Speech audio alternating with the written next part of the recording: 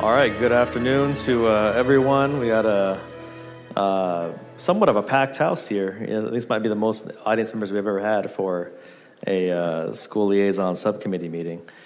It is Thursday. No, wait. Today is August 4th. No, this is the wrong date on this agenda here. Today is Monday, August 4th. We're going to convene this meeting at 4:40 p.m. Only 10 minutes late. Not bad. Clerk, would you please call the roll?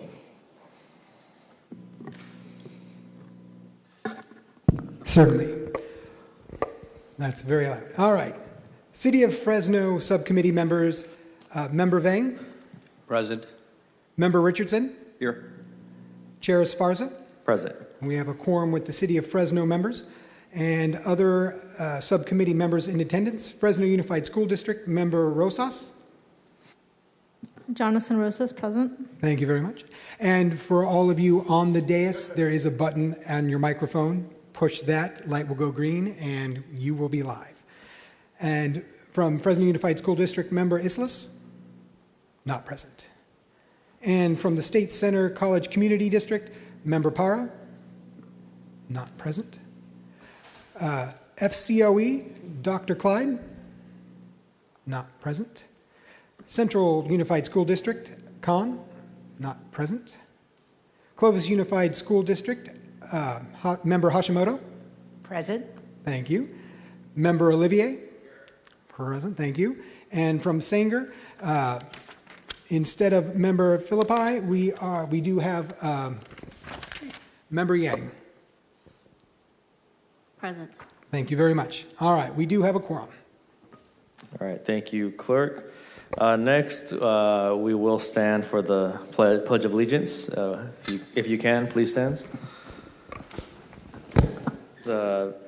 Trustee Jonas Rosas, would you lead us in the Pledge of Allegiance? I pledge allegiance to the flag of the United States of America and to the republic for which it stands, one nation, under God, indivisible, with liberty and justice for all.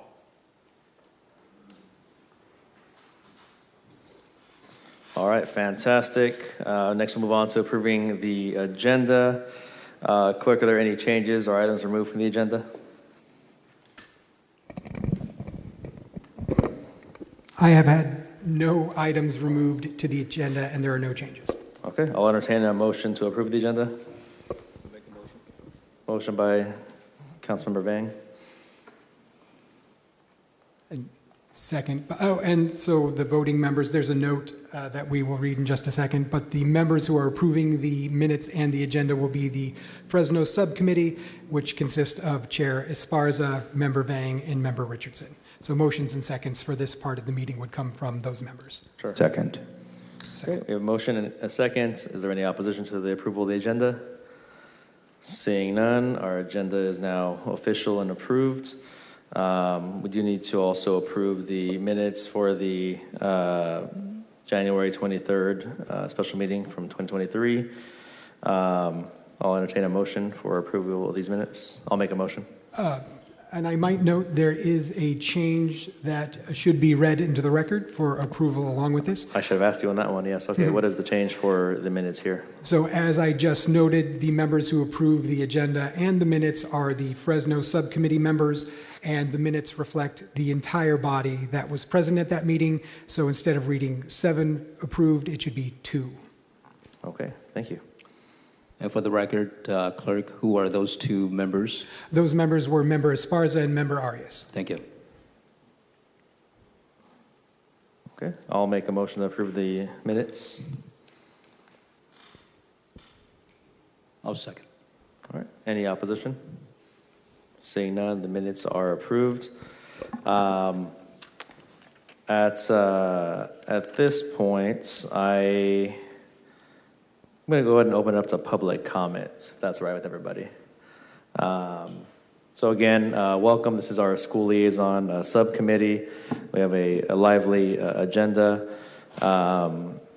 The purpose of this committee is to bring together our school districts within the city of Fresno that overlap the city of Fresno. to discuss the different overlapping concerns and issues between the city organization and our school districts. So I want to thank all of the different districts that are represented here today for taking the time to be here at City Hall and to discuss some of these important issues. So that is the meeting's wanted to be clear for the public. And at this point, I will invite any member of the public who would like to speak on any item on the agenda.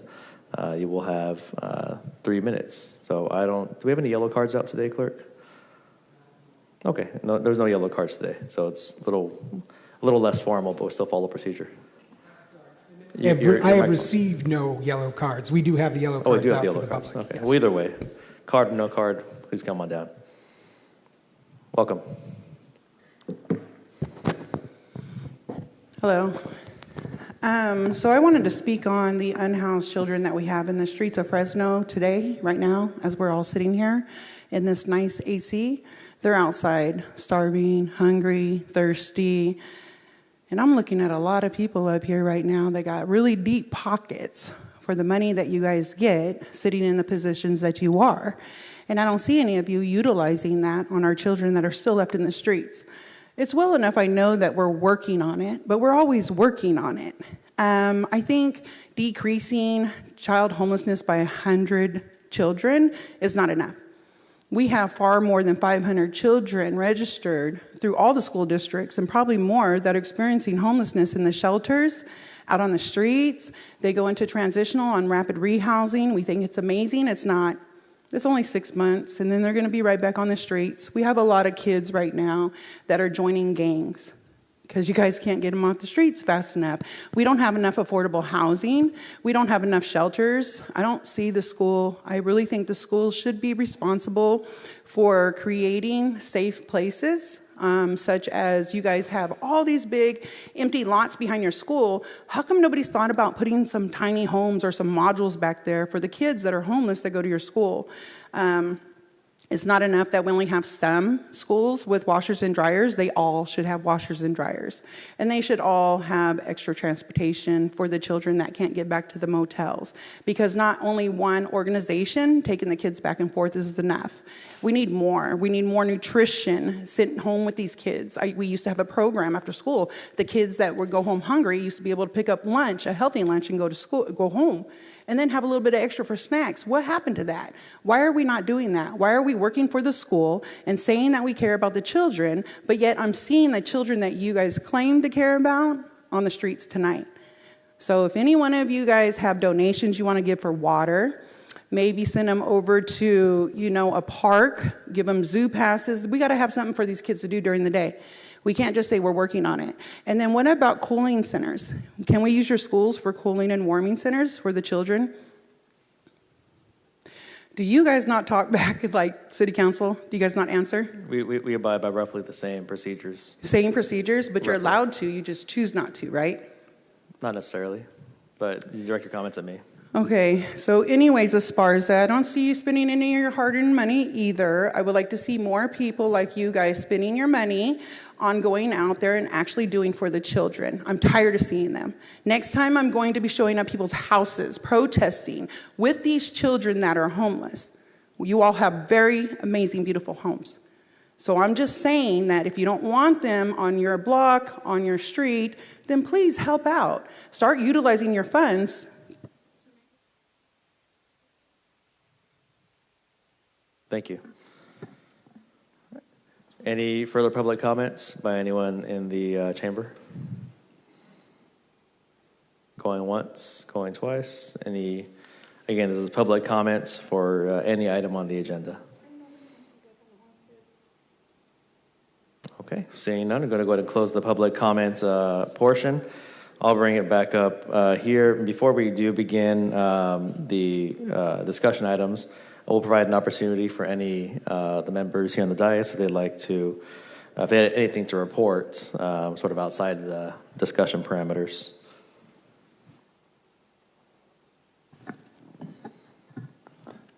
No? Okay. Oh, okay. Councilor Richardson. So not a whole bunch to report, but a couple comments. This is the first time I've sat on this body, and I'm very excited to be here.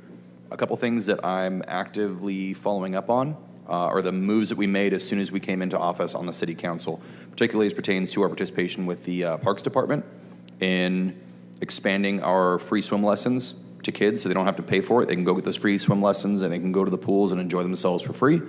And the second part is how liaising with our district, which covers both Fresno and Clovis Unified, was an active participant in both the recruiting of lifeguards. We can get more staff out there to make sure the kids are safe and taken care of during these swim lessons, but also reaching into their facilities, as was kind of mentioned during the public comment, and make sure those facilities are not just open in Fresno Unified, but that will bring Clovis into that loop as well. So the kids who are closer to those, be it Clovis West or whatever else, also have access to those facilities as well, right? It's not fair just to stifle that to one part. So looking forward to following up and seeing how we can kind of bridge that gap between the two school districts as we take care of one whole city. All right. Thank you, Councilmember Richardson. Trustee Jonas Rosas. And I don't know if there will be a part in this agenda to discuss, but topics for the next agenda or the putting together of the next agenda and the frequency of these meetings, I think that we need to set a regular schedule for having these meetings and a collaborative process by which we come up with the agenda. I think that would help make these meetings productive. Thank you. Sure thing. Clerk, I'm going to assume that's probably not something we can discuss today. It's not agendized, so a regular schedule, or is that something we could get into logistically? Next meeting, okay. And just as a follow-up, if I could understand a little bit more as to the change in committee structure and voting and approval and all of that, how...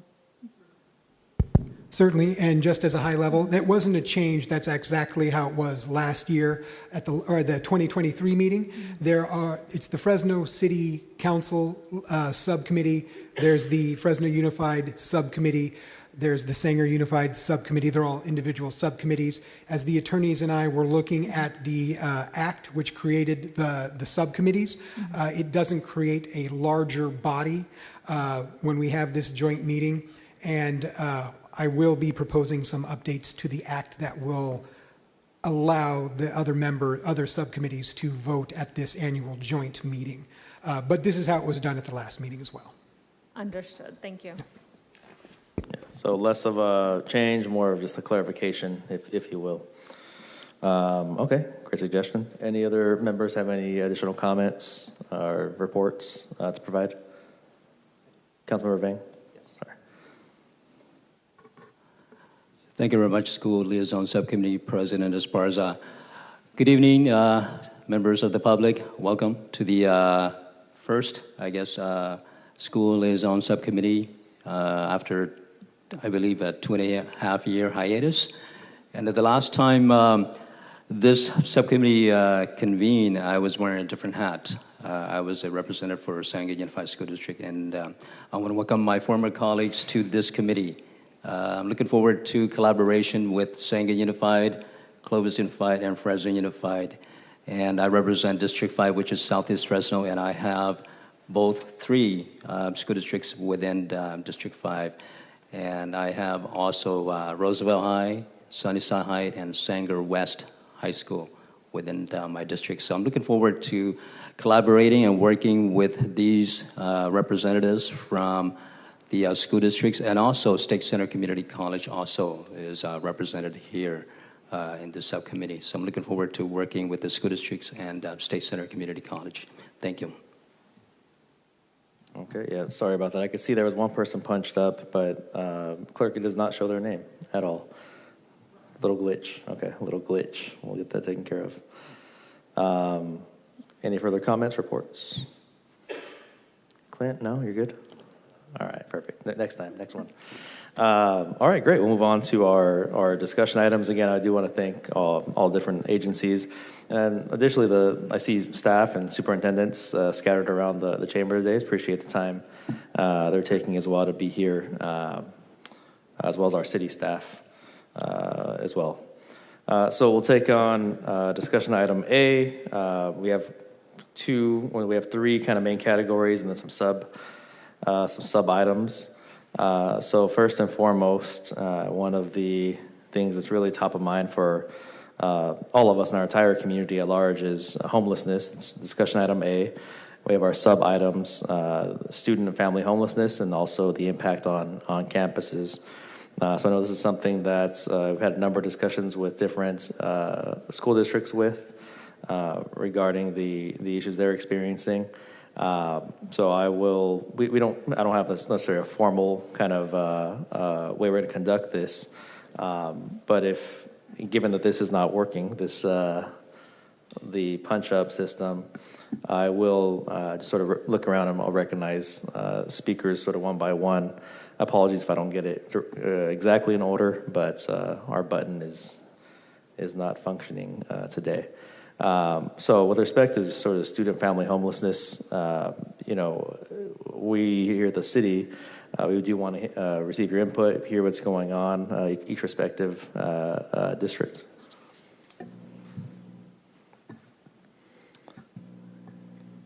Member Hashimoto? I can kick it off.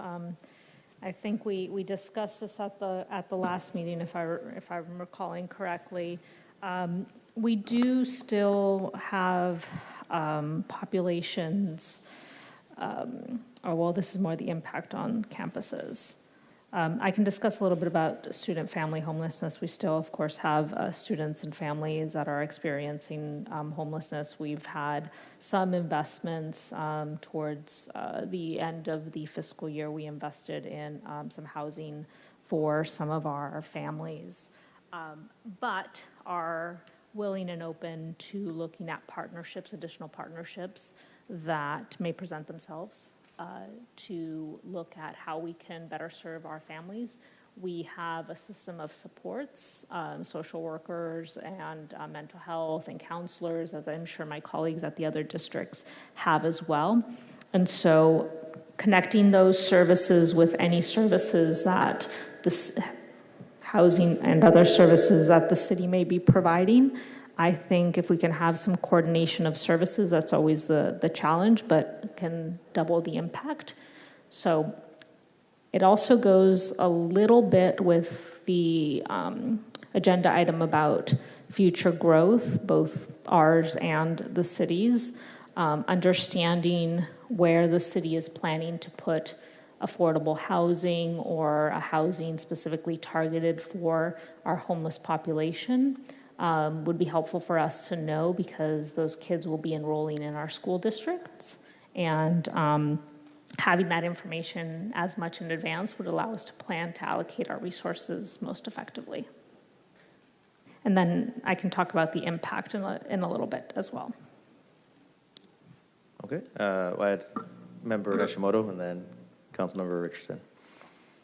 All right, thank you. In terms of foster care and homelessness in Clovis Unified, again, addressing not only is it homelessness, but quite often it goes with food insecurities as well. So addressing those two. We continue to partner with the Fresno County Foster Care Network Improvement Community, NIC for short, where we are teaming up with other partners, other school districts, to determine what resources are available here in the county and share the ideas that individual school districts, knowing that collaboration is key. This would be the, I believe, second or third year in which we're kicking off in September. And again, I believe every school district has their social workers on site to assist with mental wellness, as well as Clovis Unified has developed a program to assist all students at any time to address those needs. We recognize that it is a three-pronged to address it in terms of meeting. The children have to have their basic needs met before academics and learning can occur. One is to ensure that they attend, right, to be at school, and they're attending so they are fed, the food security, so that's provided at the school sites. And then as well as the homelessness issue of that is definitely not only a district-wide, we recognize it as a city/county/statewide issue. Absolutely. Councilmember Richardson? Sure. So Obviously, every city and county knows that this is one of the biggest issues they have. So to bring in the school districts, we've got some opportunities, but as was mentioned before, just we're working on it is not enough. And I think there are some short-term solutions that we can look into. So looking at short-term solutions, when I was going through school in Clovis Unified, my parents weren't able to take us to school in the morning, weren't able to pick us up based on their job. So we had campus club. So what I'm curious about are a couple things. One is the campus club programs that are provided, both Fresno, Clovis, Sanger, I'd imagine Central has them. I think everyone has a campus club, right? It exists before school and after school. They're able to provide you with breakfast and then snacks after your regularly issued lunch at noontime. I'd be curious to learn how much of that money comes from the school district itself, if any of that is grant funded, and if there's any expansion or any pursuit of more grants to fund that. Because if I'm not mistaken, campus club costs money. And I believe you can even get fined if you pick up the kids late or whatever else. At least that's the way it used to be for us. If that is not free, if there's a way we can look into, or even with a partnership with the city or county to, petition the state or to go after more grant funding for campus club to make it free for those kids to come in before school, free for them to stay after school, and hopefully, as Member Hashimoto mentioned, provide some nutrition, maybe some extra academic help for those kids who are there afterward. I think that's something that exists now, that a small expansion of that program might be a little bit more effective, a little quicker, and have a big difference while we continue to work on the larger term solutions, if that makes sense. If anyone can answer kind of how Campus Club works. And the second thing in addition to that is I've heard some limitations, specifically from Clovis Unified when it comes to expanding bus routing, whether it's just what the shortfall, not the shortfall, but what is the limiting factor when it comes to buses? Say there were 10 new routes that were proposed. Would the shortfall be funding? Would it be buses? Would it be infrastructure, man hours, drivers, just kind of what that limiting factor is? Something that, we can kind of focus our efforts on improving that one aspect and lift our ceiling a little bit, if anyone wants to speak to those. For Fresno Unified, all after-school programs are completely free and there's no wait list.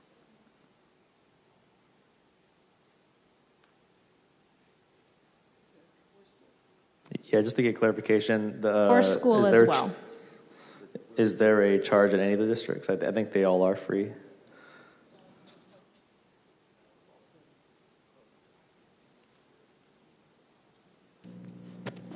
Wasn't free for us back in the day. My parents would be penalized if they came picked us up late. Okay.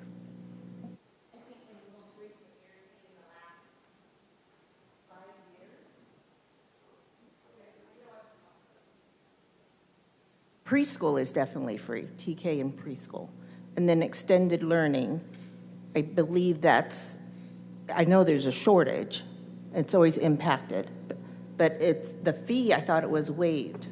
No, it's my understanding there's no charge to parents for Campus Club after school activities. And the Clovis Unified is only hampered by the fact that it's difficult to staff. So we're constantly in a hiring process to identify people and hire them and bring them on board to provide enough staff to deal with the sheer amount of students. So there are some students who are waitlisted for Campus Club, but the district administration is working to it's an ongoing issue, and it's all year, every year, they're working to make sure that that facility, that program is staffed up. Okay, thank you. And Sanger, do you have any updates with respect to those questions? Yes, in regards to homelessness, right now at Sanger Unified, we have approximately 192 students that are identified as McKinley-Vento homeless students. And right now at Sanger, we have a care team that works to assist and support our students, including social workers and counselors. Rocio Guerrero works to coordinate those services with the city and the county services through our neighborhood resource center. But we're always looking forward to increased collaboration. And we are also part of the NIC group. Now, in terms of the after-school program, we do have a free after-school program that goes till 6 p.m. And right now, currently, we have about 4,000 students, and it's still growing. And that's all funded through the expanded learning funds from the state. And they do also offer a snack before 6 p.m. as well.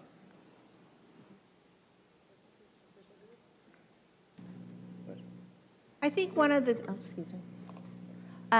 One of the things about having this committee is that with schools, we are definitely able to work with families, identify families that are having struggles, be it with living with permanent residence or with food insecurities, and we can address it at the school site.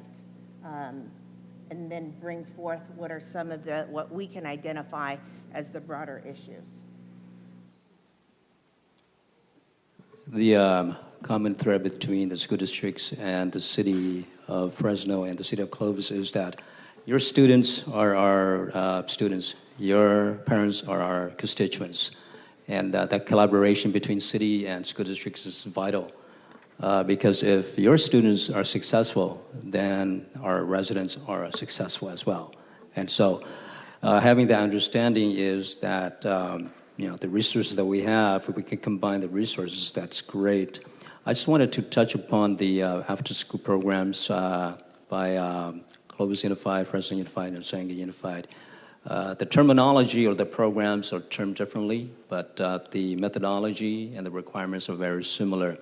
Additionally, the Boys and Girls Club have after-school programs, which last until 7 p.m. And so if your school programs ends around 5 or 5:30 and there's that additional 1 or 2 hours where the parents cannot pick up the students, again, utilize the resources in your school district. In this case, in District 5, the Boys and Girls Club by Cedar and Butler is open until 7. And so Vane Powell Elementary School across from Cedar and Sequoia Middle School across from Cedar. Those students, after their after-school program is finished around 5:30, they can transition, come over to Boys and Girls Club and continue to have supervised at safe places. And I believe there is a Boys and Girls Club in the city of Sanger. I do not know their actual hours of operation, but it's a great idea to tap into other resources in terms of keeping our students safe after the termination or the ending of the respective school programs in your district. Thank you. So when you say transition or move over, what does that look like for the kids? Is that busing? Is that transportation? Is that put on your feeties and just walk there? You know, there is no transportation by the school district or by Boys and Girls Club. It's within walking distance, and the students can walk over, and it'll be like another after-school program run by the Boys and Girls Club. So you have to look at which Boys and Girls Club facility has that so-called after-school program, and what kind of programs are available. But I know that the ones at Cedar and Butler, they're open until 7 to receive students who are, if they do attend after-school program, ends around 5 or 5:30. So there's that additional an hour and 30 minutes where the students can be in a safe space. And if the parents cannot pick them up, then they can go to that safe space.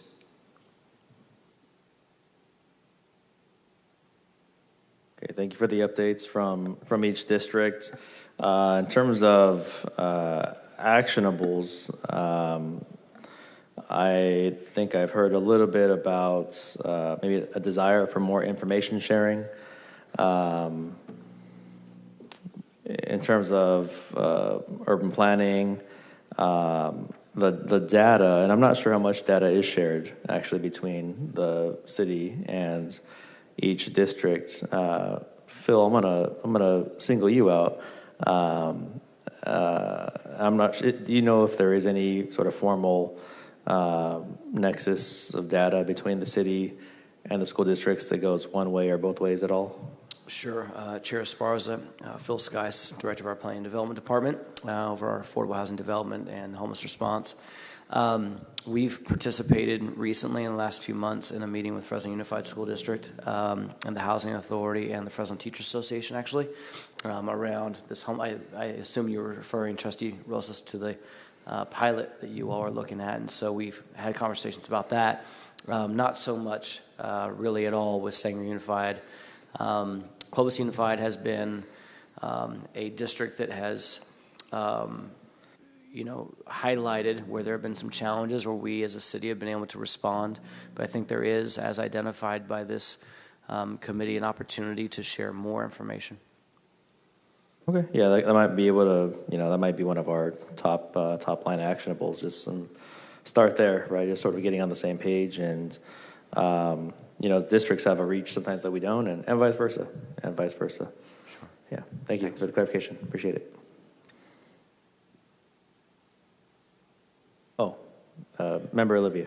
Okay, I wanted to address the issue of fees in Clovis Unified School District as they relate to extended learning or campus club. And Councilmember Richardson, turns out we were both right. There are 17 schools in Clovis Unified that are no cost. Those are all of our Title I schools. 18 of them are fee-based, but any student at those schools who is low income gets to attend for free, taxpayer funded. In fact, Clovis Unified, this board, lowered the fees for those who need it and are unable to afford it within the last year. So we're doing what we have to do out there to be responsive. It's also probably important to mention and note that 48% of Clovis Unified students live in the city of Fresno. So it's often a misconception that Clovis Unified is a provincial, cliquey, and affluent place. 48% of students come from Fresno. I think 48% of students I think the district is just on the threshold of becoming a Title I district across the entire district. Clovis Unified is diverse. We're proud of our diversity of economic background, socioeconomic background, and it's a changing district. And so it's incumbent upon us at the board to be cognizant of that, be aware of that, and then be able to respond to it and make it happen. The district is growing so much. We're opening a new high school. We're opening a new intermediate school this fall. We just opened a new elementary school in a new area, and those schools are going to fill up too. So we have a lot of work to do, but the district is changing, and the board is very committed to being responsive to any shift in the students who attend our schools and make sure that their needs are addressed. So thanks for bringing it up, and I was able to get clarification on that. Thank you, Council Member. Yeah, Councilmember Richardson.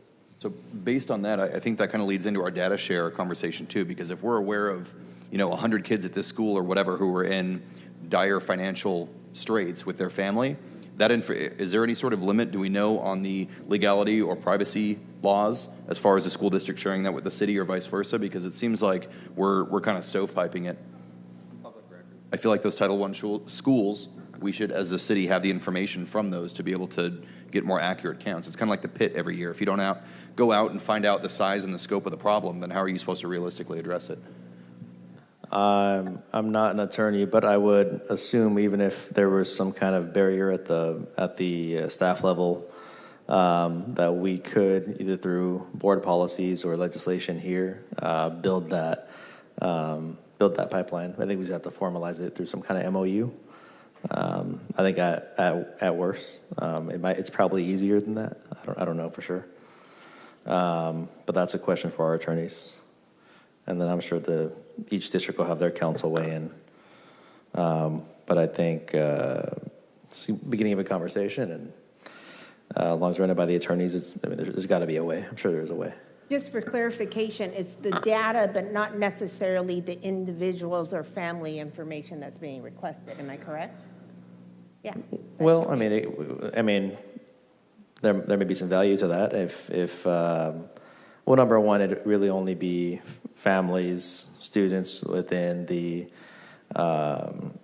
city's boundaries, right? So that's kind of one parameter. But I might suggest there might be some value if we're trying to get them housed, right, or connect them to our resources. That may not require any data sharing. It might be less formal than that. But that's where my mind was at. Okay. So, but if it is just pure data, we'll take what we can get. Yeah. Because that's what I was thinking was be the data that we're trying to collect maybe by zip code or areas, and then also like the number of family members and the ages, of course, of the children, right? But not necessarily identifying which family or the names. Sure. Beginning, yes. Or at least not without permission. Right. At least not without permission. Based on what Member Vang said as well, if we knew that whatever, XYZ elementary school had 150 kids there who were significantly below the AMI, and they needed some sort of after-school resource, that would help us from the city level, even if we didn't have names, be able to maybe help with the planning and get something like a Boys and Girls Club or like some sort of safe after-school space in that area. Wouldn't matter, what your face looked like, what your last name was. It would be open to that area. It's targeting it to the demographic in the area. Sure. Okay. Any final thoughts on the sub-item, Councilmember Vang? Yes. In terms of the numbers that were presented tonight, Sanger Unified, you mentioned that there are 192 students who are classified as homeless. To give the perspective of how many students are enrolled in Sanger Unified? At the moment, over 13,000. Okay, so that's a very small percentage. Okay, thank you. Okay, any final thoughts on the first sub-item? Can we point that as an action item to get, at least talk with the city attorney's office and maybe get some drafting of an MOU or some sort of policy for data sharing with this new school year kicking up?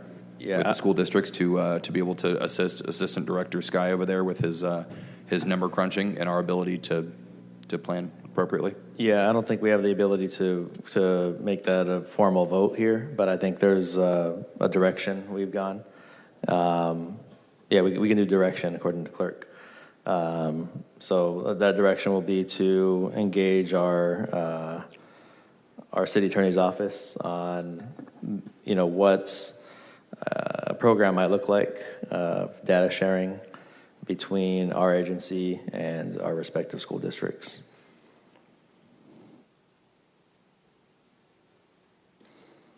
And hopefully create some more actionables from that, from those points of contact, and turn those into tangible benefits for these families that are experiencing housing insecurity and/or homelessness. So we'll move on down to the second sub-item under homelessness, the impact on campuses. The first sub-item was with respect to our students and families, and our students and families do belong on our campuses. I think the impact on campuses is probably more with respect to reference or folks who don't have a relationship to their campuses. This is an issue I've heard from a few different trustees about and across several districts here within the city. So again, I will look to our school districts to kind of give us a status update on if this is still happening, what the situation has been, whether there's any data that you have with respect to the impact on campuses. And yes, this is an ongoing, continual issue, and we appreciate our relationship with PD relationship with PD, that when our staff and our school sites call, that people do show up, and we are given some deference given the population that we serve. So we appreciate PD in handling this.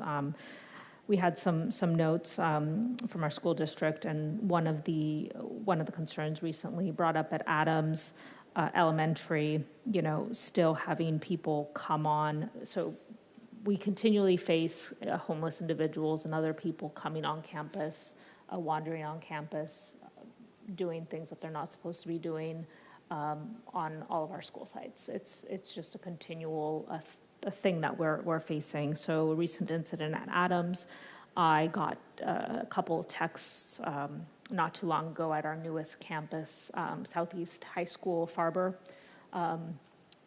happening as well. I have actually some pictures on my phone of a homeless individual taking their pants down. So there's just these happenings, and it's a safety concern for our students, not only on the campus, to and from school, and so appreciate again our PD, but it's still an ongoing concern that we're having to deal with. And Trustee, when you said on campuses, I mean they've gone into past the point where anyone unauthorized should not have gone past. Yes, it happens on a regular basis. Roosevelt campus, I was walking, I'm going to say a month ago, and I saw someone climbing the fence. So fences aren't necessarily a deterrent. They cut holes in fences. Our maintenance department are constantly patching up fences. They're accessing the water from the sprinklers, using spaces in between portables. I don't know if my colleagues at other districts are experiencing the same type of thing, but we do have our landscaping crews that have gone around campus before our kids show up, just trying to make sure that it's safe for kids to show up, because several items have been found that would not be safe for kids to find. I have someone punched up, an invisible person, because the screen does not work. That's you, Councilman Richardson.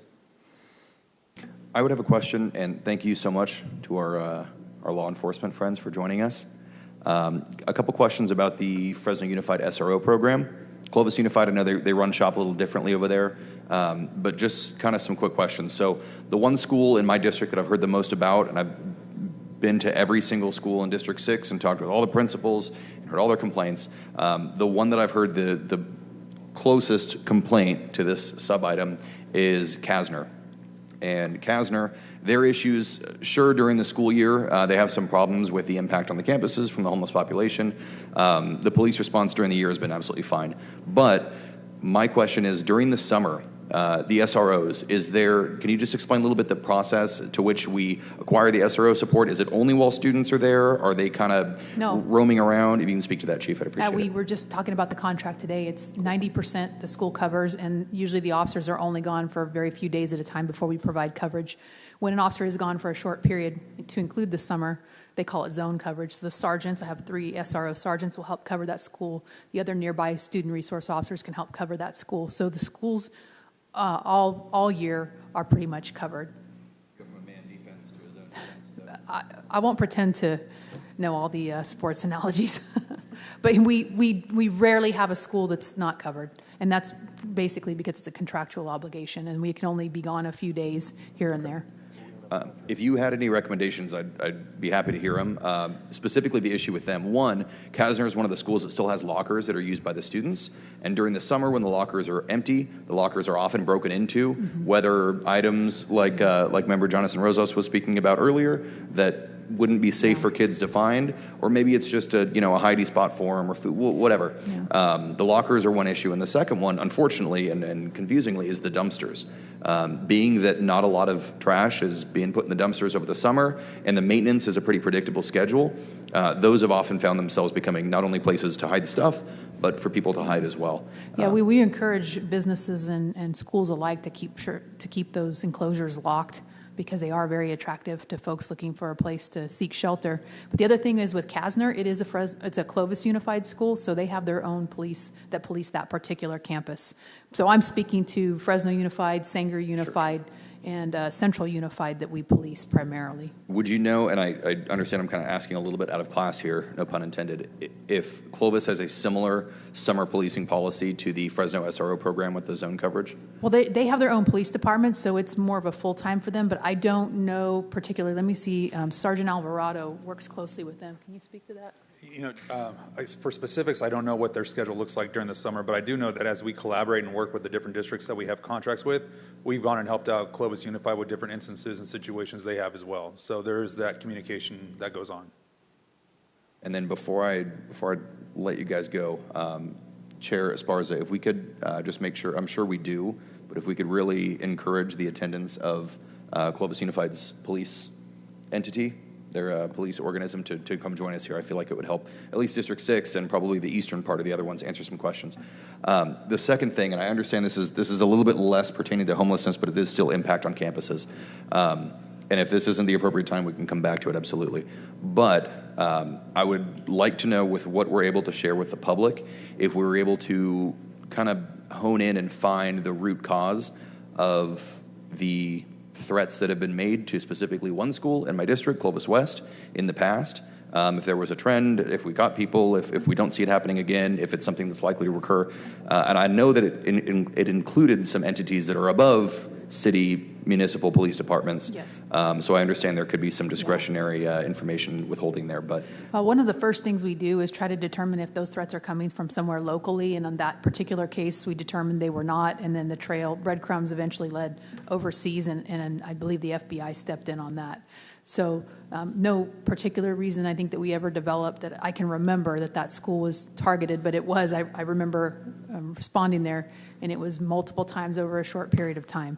But I can tell you this, that when we do get school threats, it's a big deal. It's not just another call for us. I mean, all the way up the chain of command pretty much is notified, and it's a quick response. And it's not just necessarily the school officer. Detectives get involved right away to make sure they're looking at those digital breadcrumbs as well, too, to follow the trail. Yeah, and we can get into that more down in the, we've kind of veered a little bit. I mean, obviously, our school resource officers are definitely a key component in addressing the impact on our campuses. With respect to what you brought up with the SROs, I mean, even with the SROs, we provide them, I believe, only to middle and high schools. Correct. And so I wanted to, just a question for Trustee Jonas and Rosas. The examples you've all given have been from elementary schools where we don't have assigned SRO to the campus. Are we seeing the same level of activity with respect to the high school, middle schools, or is this primarily at elementaries where we don't have that specifically assigned coverage? So a couple different things. I gave a couple examples, Roosevelt and Farber Bean high schools, but they're not just happening during school hours, it's happening after hours when SROs wouldn't necessarily be present. So having SROs at all 114 sites would be difficult, and as you know, Councilmember Esparza, it's been difficult to sometimes get all the staffing of the officers at all of our sites, which has been, it's been a great partnership. But our expansion has been slow because of recruiting efforts on the city side. So adding an additional 60 officers would potentially be a challenge. So that's on the elementary side, although it's not something that is out of the line of question. We do have, and I'm blanking on the name, chaplains. We have police chaplains at our elementary schools.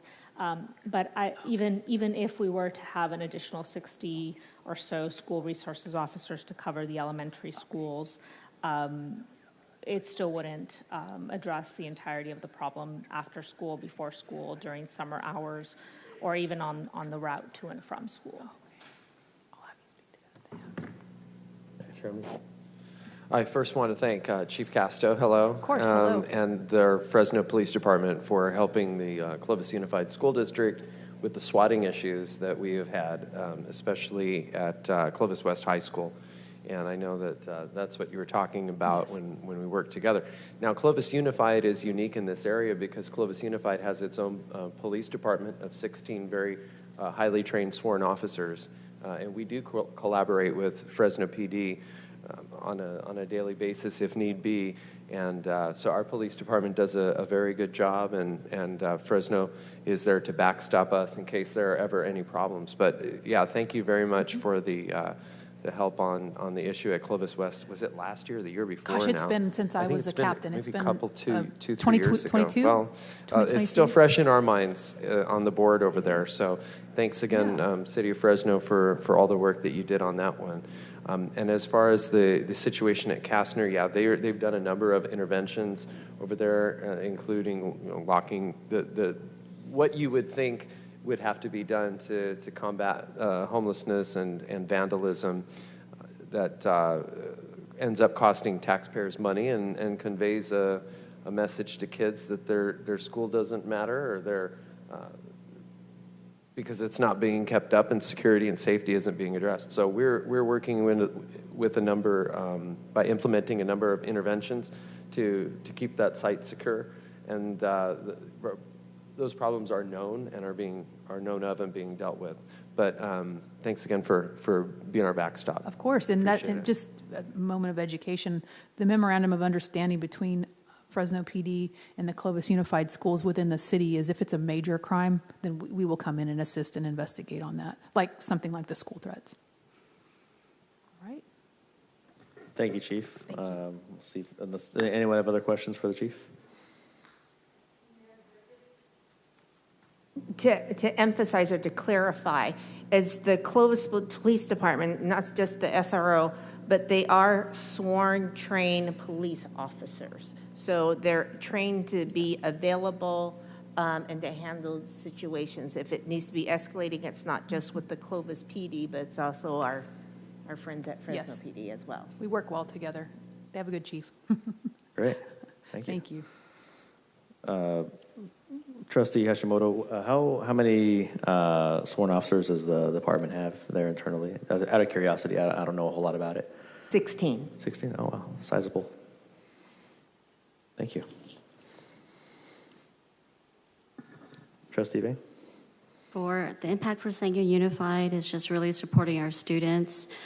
We don't really have any issues, and if we do have an issue that comes up, we usually have Fresno PD and Sanger PD responds immediately and rapidly, so we haven't had any issues there.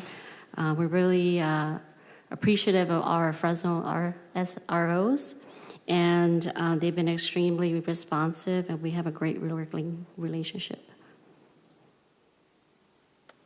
Thank you, Trustee Yang. Any further updates, comments, reports with respect to impact on campuses on the sub-item?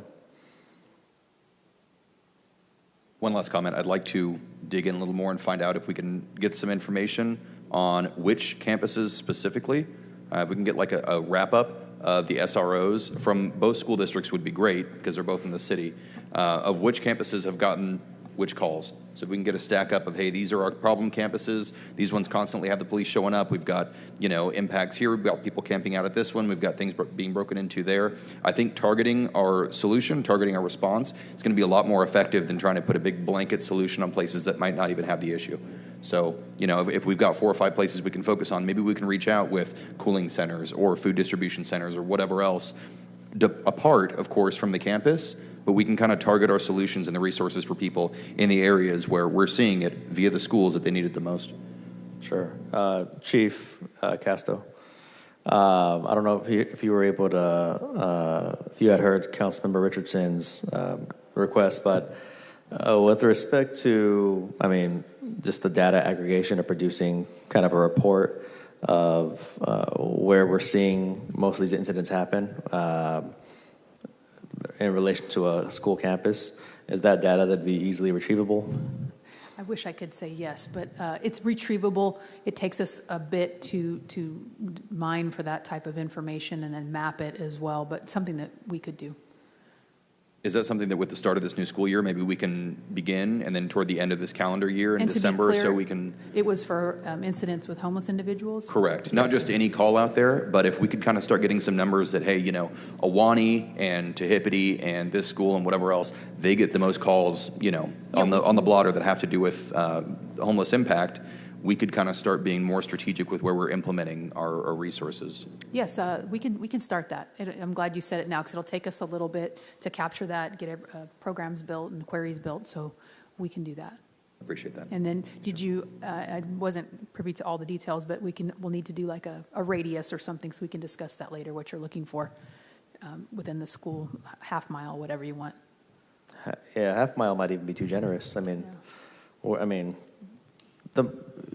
think we're looking to kind of hone in on, again, the direct impact of campuses. Adjacent to the school. Yeah, we'll figure out a way to Yeah. somehow quantify that for the mapping. Opinion that if elementary school XYZ has more homeless impact there, and we're seeing that during the school year, then there are probably some people there who need some resources. And if the best thing they have to reach out to is the school site for one reason or another, again, maybe we can be more tactical with implementing resources at that area to help them out. It makes good sense. Okay, we can do that. So consider that in progress. All right.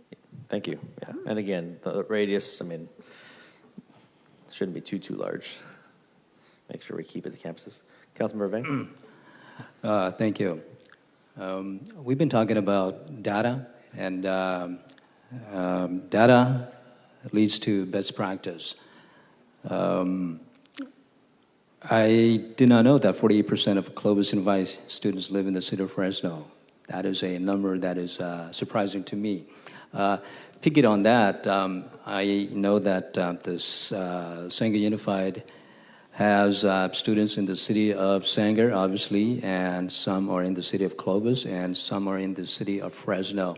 To Trustee Yang, representing Sanger Unified, do you know approximately what percentage of Sanger Unified students of the 13,000 in the district resides in the city of Fresno? 40% reside in the city of Fresno, approximately. Wow. Again, that is also a number that if you don't know, it is almost shocking that 40% of the 13,000 students from Sanger Unified lives in the city of Fresno. And so again, going back to what I stated earlier, collaboration between the city and the respective school districts is important. Your students are our clients, our constituents, and your parents are our constituents. So thank you very much for that number. All right, thank you. So we've got another data actionable here, and I think as we flesh out these conversations, it provides an opportunity for us at the following subcommittee meeting to agendize more specific components of these conversations and really kind of dig into them. So I appreciate the flow of the conversation and everyone sharing their updates. Any last and final comments, reports, questions for staff on the impact on campuses? All right, thank you. Yes, Trustee Hashimoto. Because there was a changing of the guards, me being one of them, it would be helpful to have the agenda in advance with the questions that are going to be addressed as best as possible, or the topics, so that at least I will be better prepared with the data. Yeah, we will, as Trustee Johnson Rosas had requested, try to pursue, go down a path where we have some predictability in scheduling and a collaborative process. You know, we will have to work within the parameters of the Brown Act. This committee subject to that. So, to the best of our ability, I think we'll do that. But we may be restricted to a degree. If I may, I'd like to add on this another action item. I'd love to know what our schools or maybe our principals could do, or what Fresno Unified could do from RPD's perspective to better address. Is there something that we're neglecting to do to address this situation on our end? So best practice that maybe PD knows, or something that would be helpful for them, information about an incident or something that maybe we're overlooking when we're reporting incidents, stuff like that. So if there's any tips that would be useful for us, it'd be great if we had that information. Sure, and I do believe, there's probably a longer list than this, but I know just for one example, PD will provide training to some of the school staff upon request. Chief or Deputy Chief, what are some of the, I know if a campus asks for help, I mean, I know there's a way to get an officer out there and they'll coordinate something. But what are the parameters of those trainings? This expert right here. Sorry, so you want trainings for as far as what exactly? Well, no, my general question was, so the trustee had asked about, if we can compile some recommendations for them based on your experience dealing with these issues. If there's anything they could be doing better that we could ask them to do, and they would do it, just to improve the issue, reduce calls for service. And I had mentioned that I was vaguely aware of a training program you provide to the campuses upon request, but I wasn't sure about what the parameters of those safety trainings were. Yeah, so we do several trainings, a lot of them kind of dealing with just interaction with individuals, de-escalation components, protocols, things of that nature. But we also do stuff as far as SWATings, how to do trainings for school safety, how to do lockdown trainings, things of that nature. See something, say something for students. But we definitely can get with school sites that are struggling with components of safety related to homelessness. And the SROs usually collaborate with the admin on there and see what they need to do. Some of the things we look to do is kind of do a sliding scale for start time for officers. If they're seeing an issue of homelessness earlier in the day, we ask them to start a little bit earlier. Come in a little earlier, that way the plant coordinator doesn't have to be the one chasing them off. We can do contacts there with the officer. The SRO then can assess to see if there's any resources necessary. We work very closely with our homeless assistance response team, and we can coordinate to them to come out and offer those assistances to those individuals. That sounds very helpful. That sounds like a great start. Yep, thank you. And that might be the nexus for those recommendations, but not on a campus scale, perhaps on a larger kind of bureaucratic scale, if you will. Yes. Councilmember Vang, do you have a? No? Okay. All right. I think we're going to move on now to our second category. That took us 1 hour exactly. Just so the beginning of logistics but homelessness obviously is a very big issue for our community. So moving into the infrastructure and safety in and around schools, we've kind of touched on the safety component to a degree. Did want to provide, as this first sub-item, council funding and legislative updates. Just very briefly, this is primarily, well, some of it's for my district and some of it's citywide. But just for the public record and for informational purposes to the trustees who joined us. In my district, we've allocated about $100,000 just to help repaint the school crosswalks at D7 elementary, middle schools. We've had kind of a variety of different neighborhood repaving and sidewalk installations for safer travel to schools across District 7. Specifically, another couple $100,000 for safe routes to school near Yosemite Middle School down in District 7. Citywide, and this is sort of larger blanket, $131 million for street maintenance, traffic signal projects, pedestrian trails, bike facilities, and road rehabilitation. We've got about 1,500 more affordable housing units under construction in the pipeline for 2026. We're continuing to fund our eviction protection program funding to try and prevent folks from becoming homeless. Quite a few different. I've got a long list here, but just some examples of different investments that in a way all of it does relate back, right? I mean, you can't do policy in a vacuum. Trustee Olivia, do you have a question or a comment? Thank you, Councilmember Esparza. What you just said, I want to say thank you to you for what you're doing in your district. It really is the most critical thing that a municipal services company, also known as a city, can do. When I was on this city council, it was one of the things I was very passionate about. But now, 4 years after leaving office, I became a school board member. And it offered me the opportunity to see it from the other side. So, and this kind of goes along with what item number 2, the safe routes to schools. But I'll say it anyway. When I was on the council, I represented a district that was socioeconomically struggling a little bit. There were some affluent areas, but for the most part, I think when I was there, the median household income was $28,000 a year. So they were having a tough time. And so some of the schools that served that particular area were struggling as well.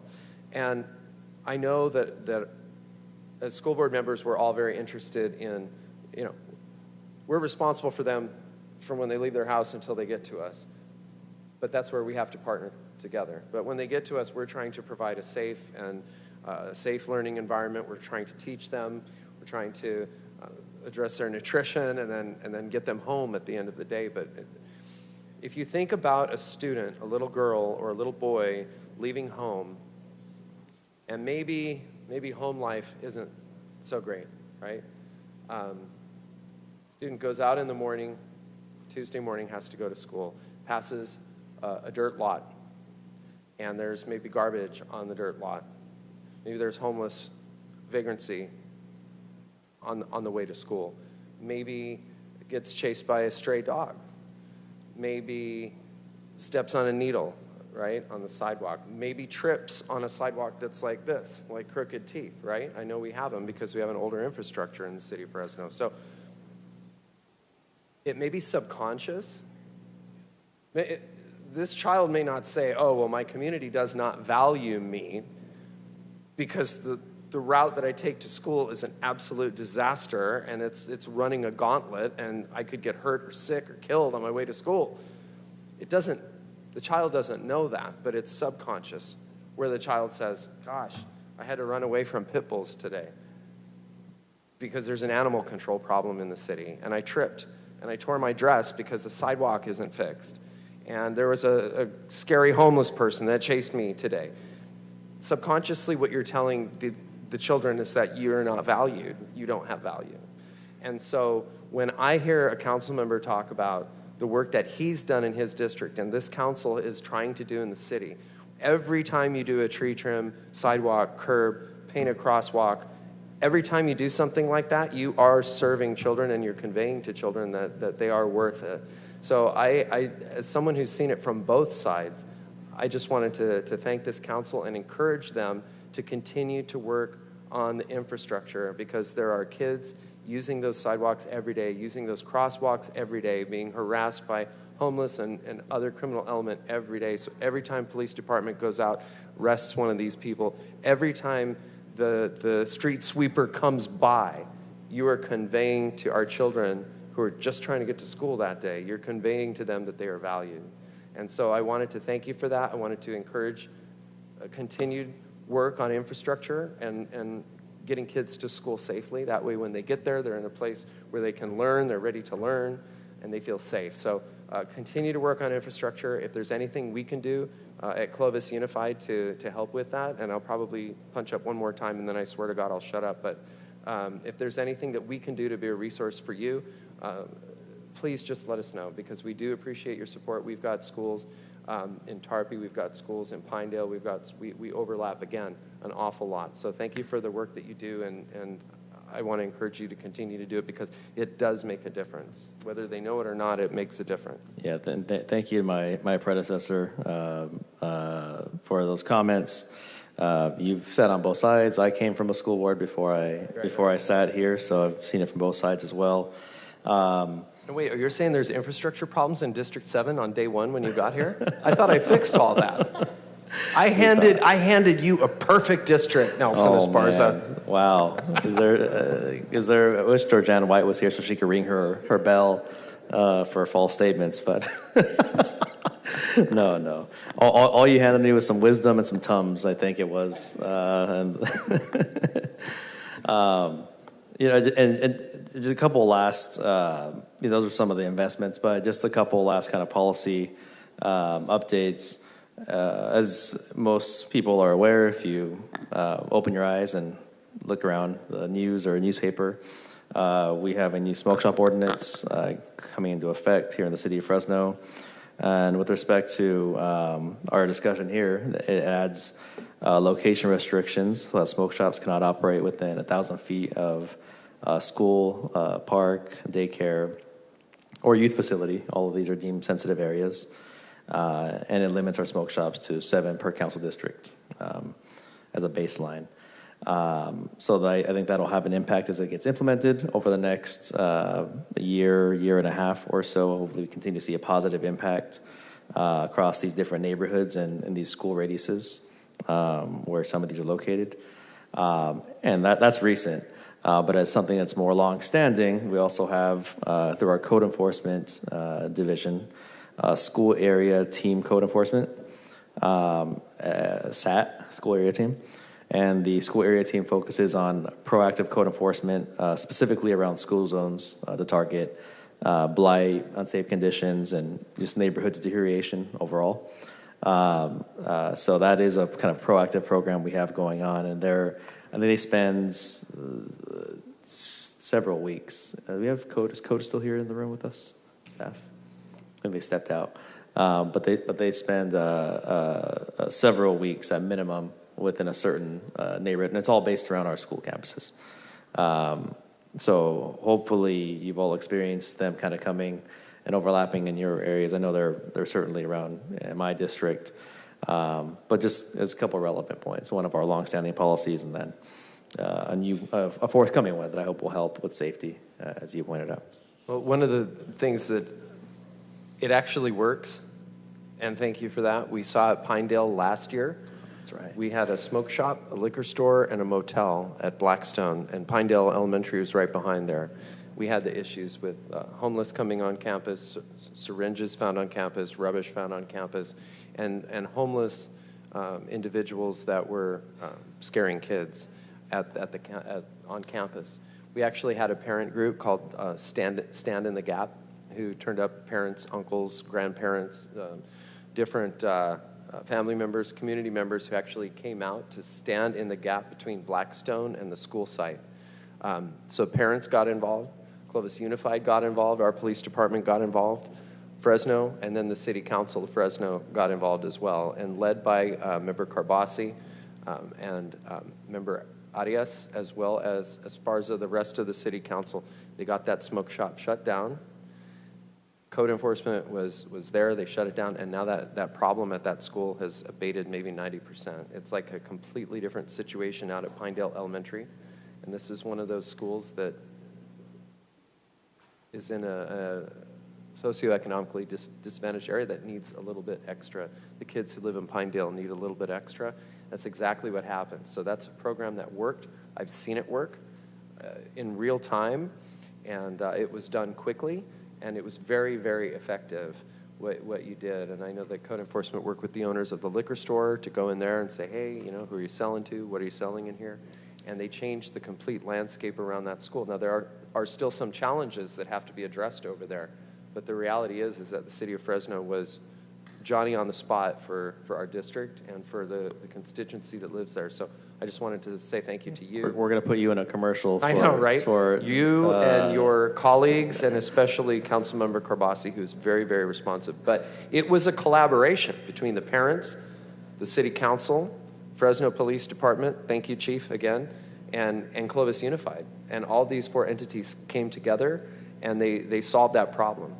Yeah. And so, we talk about these issues, and I know that we have good school site councils in the districts. We have school people, parents on school sites, and PTCs and groups that are interested.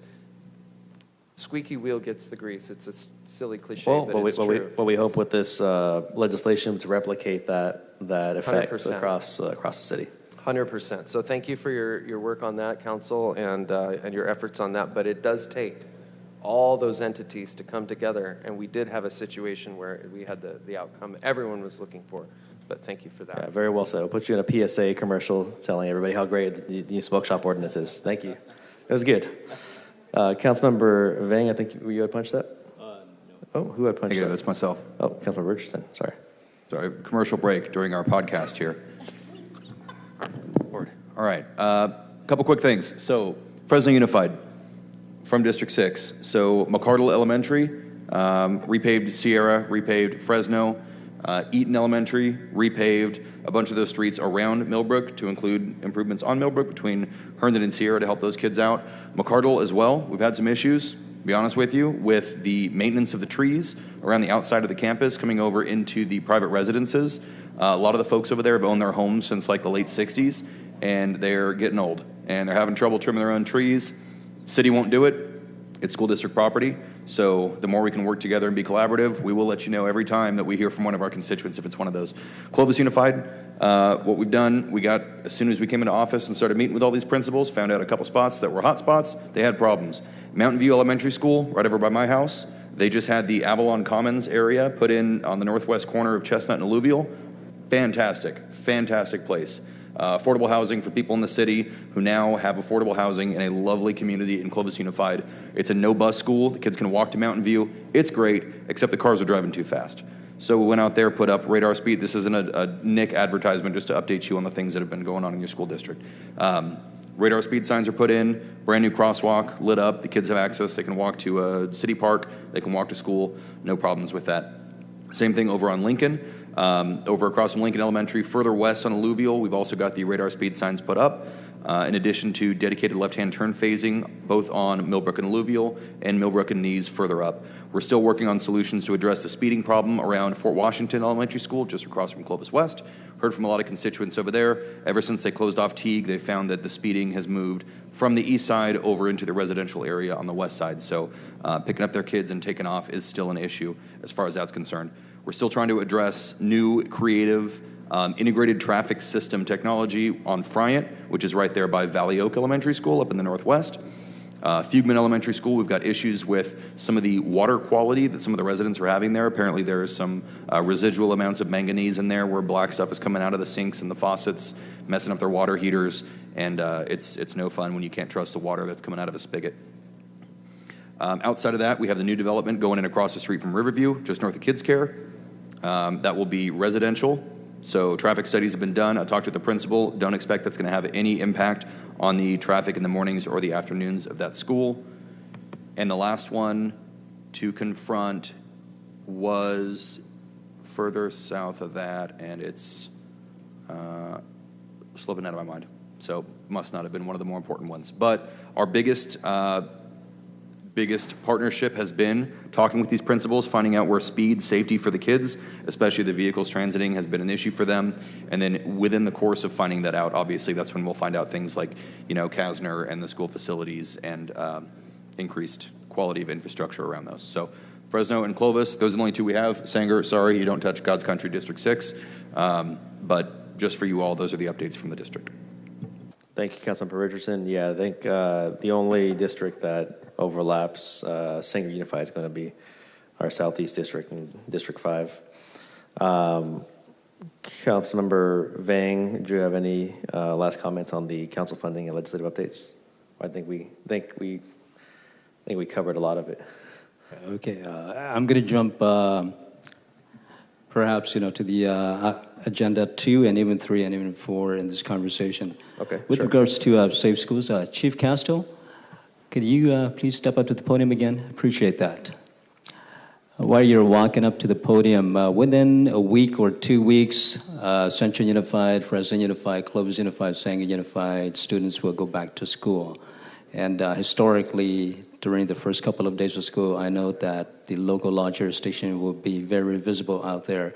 What kind of plans does Fresno PD have in terms of being visible near school sites, whether it is elementary, junior high, or high school, for Sanger Unified, Central Unified, Fresno Unified, and my understanding is Clovis Unified have their own police forces, so I don't know what role you play in that, but I wanted to know what kind of procedures does Fresno PD have in place when the school starts for the coming school year? Deputy Chief Farah, he's our traffic commander, and we do have an operations plan every year. I'll let him tell you about it. Thank you. Thank you for the question, Council Member, and thank you everybody for being here today. We really appreciate the opportunity to talk about traffic safety as we approach back to school. It'll be a multi-unit effort, including our traffic safety division. Obviously, will lead the way with our motors that will be on scene. We'll also have traffic officers in vehicles as well, besides motorcycles. And so they'll be impacting as many of the schools as they can. There are approximately 100 schools in the city of Fresno, and we do not have a police officer for every one of those schools. So we're going to play kind of a zone coverage and incorporate officers from our patrol division. We'll also be using officers from our FACTS unit and our homeless assistance response team. If they see a traffic violation during this period of time, they'll be engaged as well. So it's really all hands on deck for uniformed personnel during these very critical first couple of weeks in the year. Interestingly enough, every school wants increased traffic enforcement until we write a ticket to one of their staff. And then they don't want us around anymore. So we don't take that personally, but we enforce the law evenly and fairly. We want to emphasize enforcement and also education and let people know about things like parking zones and times and those kinds of things that are critical to school operations. But that's definitely going to be our focus over the next several weeks, sir. Thank you. And as a parent of one of the students who will be going to those schools in the next week, put my mind at ease. Thank you very much for that assurance. Really appreciate that. On the subject of safe routes to school, again, we have students who perhaps are in the rural area walking to a campus that do not have street sidewalks. And then I wanted to address one in particular because when I was out there talking to constituents, they reminded me of their concerns for their child or students walking to campus. And I wanted to make a note that where I live, it's very close to Sanger West, and it's close to Venture Creek Elementary School as well, which is part of Clovis Unified. And a few of the parents who have students, and those students are friends of my son as well. And so we have conversations, first as parents, and then they whisper in my ears of what can I do to put the safety component in place. And I just wanted to make an announcement with regards to Sanger Unified. I understand that in about 2 weeks' time, you will be opening your second comprehensive middle school, John F. Kennedy Middle School, along with Sanger West. And there were a few parents who were concerned about their students walking home to those two sites.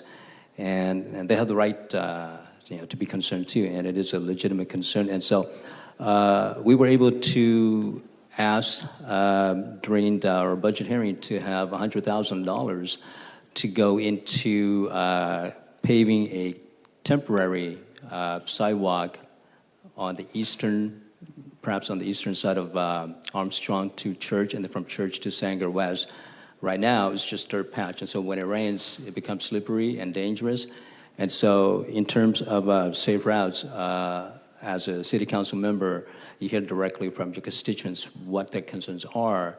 And I want to thank the mayor for listening to them as well, to be able to provide the funding so we can put a temporary sidewalk so when the students walk to JFK Middle School or Sanger West, they have a solid sidewalk from home to school, to campus. And again, this is not just one example of a parent's concern that we provide.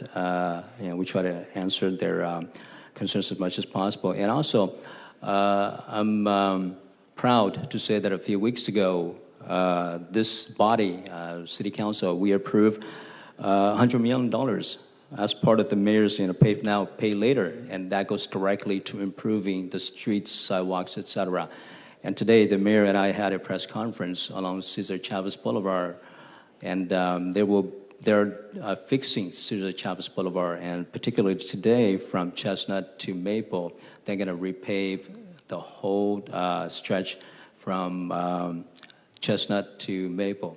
Again, Almost Elementary School is near there, Lane Elementary School is near there, and so the parents who drop the students would travel on a newer, safer road, and the students who walk to the schools will have a safer route to school. And so, again, going back to the collaboration of city, districts, benefit the students and benefit our constituents. But thank you very much for assuring our Fresno residents that Fresno PD is on alert, and they'll be very vigilant and be very visible when school begins for Clovis Unified, Sanger Unified, Fresno Unified, and Central Unified. Thank you very much, Chief. Thank you, sir. And I also wanted to make an observation and make a note before I forget. In the audience here tonight is Sanger Superintendent Dr. Dennis Wickman is also here, and Sanger Unified Board President Felipe is here, and obviously Trustee Yang and Trustee Lopez Garcia from Sanger Unified is also here. So if anybody on the dais who have questions for any of the people who I mentioned, I'm sure they'll be happy to step at the podium and answer questions with regards to Sanger Unified. But I do have, again, one question with regards to safe route to school. There is a traffic light that is about to be in operation at the corner of Church and Fowler Avenue. Again, going back to the educational complex, JFK Middle School, and Sanger West. Now, that traffic has been there for some time, and Superintendent Dr. Dennis Whitman, I have been approached by parents in that area in terms of when that traffic light is going to be in operation. Is it going to be in operation before August 20th, which is the date that Sanger Unified will begin its first day of school? And I'm sure that Trustee Yang will have an answer for me as well, because I believe this is in your area. You are correct. So you probably got the same questions that I got as a city council member, and parents concerned about, okay, when that traffic light is going to be in operation. Do we have a timeline for that? As of right now, there was a little hiccup, and so it's getting addressed. And hopefully the light will be working by the end of next week, before school starts. And I know that I myself have, children that are going to JFK Middle School that will be impacted by that light. And so I too would like to see that light working by then. So hopefully we'll have that light working by the end of next week if all goes well. But it also depends on the city's portion. We're waiting for the city. The contractor could come out and check off their checklist, and we're waiting for the city to be able to come out and do the inspection so that we will be able to have the traffic light working. Yeah, and for members of the public who are not aware of the complexity that goes into just having a traffic light signal built and operate, it takes several agencies involved. And in this case, Sanger Unified is responsible for the build. The City of Fresno is responsible for making sure that all of the T's are crossed and I's are dotted. And then there's a third jurisdiction that is involved, and that is PG&E. Make sure that there is power going into the grid here. And so it's just not one jurisdiction that has 100% control over a traffic light. It's, in this case, 3 jurisdictions working together for the interests of safety and for the interests of the people who will cross, in this case, the students who will cross the sidewalk on August 20th going to JFK Middle School and Sanger West. So I'm hoping that it will be in operation before that day. Superintendent Wickman, do you have any comments on that? Will you please step up to the podium? Thank you, sir. This is Sanger Unified Superintendent Dr. Dennis Wickman. And sir, thank you very much for being here tonight with us. Welcome. Oh, we good? Okay. Our contractor's coming through. They're doing the punch list that we got back from the city. And so the next part, we hope to have that done by the end of next week. And as Mrs. Yang was saying, then the city coming out with Public Works and TSSLA coming back out and then doing that certification. So hopefully by the end of next week, we'll be calling for that inspection. So. Okay. Looking forward to that call, sir. Thank you. All right. Thank you. Thank you. Yeah, so we've kind of meshed the sub-items, safe routes, SROs, and together. Are there any other updates or comments on Fresno Unified? I was waiting for safe routes because I We are here. have a bit of a dissertation. We are here. Come on down. Okay, where do I start? I will start with non-Southeast Fresno items first, and then I'll go into the things I'm a little more familiar with. So one from a recent constituent call that I said I'd bring here, a resident near Del Mar had concerns about crossing Ashland Avenue. So we have a few avenues that are particular issues for safe routes to school when people are crossing, Ashland being one of them, and I would say Cedar being a major one. I'm very familiar with Cedar and all the schools on Cedar and people crossing Cedar. kids, parents crossing Cedar being a big thing. So, but this one's particularly about Ashland, and thinks that a crosswalk with a light or at minimum a stop sign would be good around the school to cross Ashland. And it could be one of those temporary situations where it's only during certain hours of operation, that kind of thing, or something there for people to be able to cross, because we know that even if there's a safe path of travel, people are going to try to take the shortcuts, right? So something there, and Del Marza Elementary School. Okay, Calwa. Calwa's in this, sorry, Adams always has that issue with the county. If you guys, one side of the route to Adams is county, the other side is the city. Whatever you guys can do when you're talking about that particular area, when talking to the county would be appreciated, because I know there's coordination that happens. We'll do our part with ensuring to try to get that infrastructure to Calwa. It's in an industrial area. There's a lot of dogs, which I'll talk about as well. That's a passion of mine to get addressed. But Adams is also very, very unsafe. I've been asked to ask about the Southwest Plan and some of the issues that could potentially be addressed, some of the safe routes to school issues that could potentially be addressed there. So if we could just get an update on that. Okay, I'll talk more specifically about Cedar. So Cedar is a major corridor for a lot of educational institutions. And you've got, not only do you have Fresno State, you've got Duncan, you've got McLean, you've got Roosevelt, and all the way down, you've got Vang Pao, you've got Sequoia, you've got Calwa. So you've got a lot of kids and families crossing Cedar. Specifically around Roosevelt, but maybe this could be something that works elsewhere. Near the fair, you have those gates that are in the middle of the median that prevent people from crossing to the fair in the middle of Cesar Chavez. Things like those physical barriers would prevent people from crossing at various places on Cedar, and I'm assuming would be a lot less expensive than trying to reconfigure the street.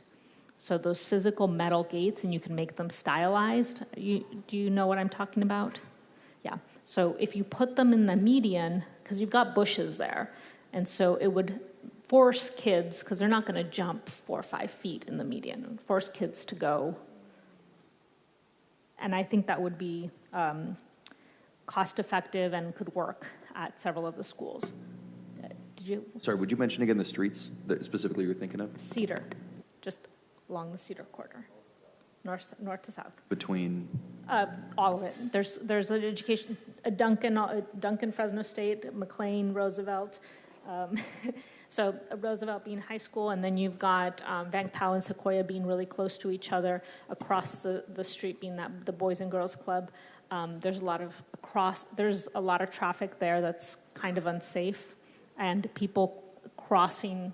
So ideally, and I don't know if a traffic study needs to be done to this, but I've thought about closing that street in between the schools so that when the kids are coming, so there's Vang Pao is on one side of the street, in a tiny street, and then there's Cedar. There's a street in between the two schools. If close the entrance, potentially could make it safer. So it would have to be a study that the city would have to do, and it would require coordination, but it could be an idea because people are churning into that street. Would it complicate drop-off and stuff for parents? Yes, but I think it could make it safer. And so I'm sure people would have ideas about it, but I think it could be an idea to be studied. Down to Calwa, that's with the new United Health Centers building there. There's increased traffic. There's that Bank of America. That stretch of road is just, it's in really poor condition. There's a lot of, truck traffic and all that kind of stuff going on around there. So the road in general just needs to be upgraded, but there's a lot of families crossing Cedar there. There's really almost no protection. I would encourage you guys to just kind of go and look it out. People are crossing that part, and it's pretty dangerous. And so it was mentioned those radar. It could be just high visibility crosswalks. It could be any kind of infrastructure improvements that could just improve the safety and remind people, hey, there are kids here. On that note, I know a lot of people mention crossing guards, and so I'm going to mention crossing guards here. We would want as many of people to volunteer to be crossing guards as possible. We don't have enough people volunteering to be crossing guards. There's a stipend. So yes, we love crossing guards, and we just don't have enough people volunteering for those positions. So that's why we don't have crossing guards everywhere, because I get asked that all the time. So that's Cedar. So talked about Calwa. We too, so Calwa, yes, improve the light and the crosswalk there could be something to look at. We too have sidewalk and stoplight issues. Farber has been waiting for the stoplight to be on, and I think there's been a couple of accidents there already, right in front of the school. Just people are confused. They see a stoplight, and they don't know what to do about it. And so there's increased traffic with not only the high school there, but also all the additional offices and people there. So having that stoplight actually work would be great. I know that that's been a challenge, but want to advocate for that, moving up the priority as a safe route to school. I want to also offer that our team is always ready and available to pursue grants with the city for these infrastructure, and we're always, we're not just wanting to come and point out problems. We want to work towards solutions together. So whenever you or your teams come up with things that are coming out for funding, we'd love to partner and see how we can work on things together, because we understand that funding sometimes is an issue. So I want to propose on the sidewalk, just let's try to think creatively, because we've always been told when we develop new schools, for example, Herrera is still waiting for sidewalks to connect to Herrera, and it's been a few years. And kids have to cross through fields to get to Herrera. And we're always told that we have to wait for development to happen to get those sidewalks. And I would challenge us to think a little creatively, and maybe we can partner the city and the school districts, and maybe we fund some of the sidewalks ahead of time and then make the developers pay for it after. Because having kids constantly go through mud in all parts of the city is not good. And so I know it becomes a strain on resources, so it can't be done for every situation, but when it comes to schools, particularly elementary schools, it should be a priority. And so I don't know if there's a way to just think creatively on how we can not have to wait for development to happen, because usually schools come and then the development might come maybe years after. So just a thought on, let's think outside the box of how we've always been doing things, because there's a lot of schools in Southeast Fresno that do not have sidewalks. So thank you.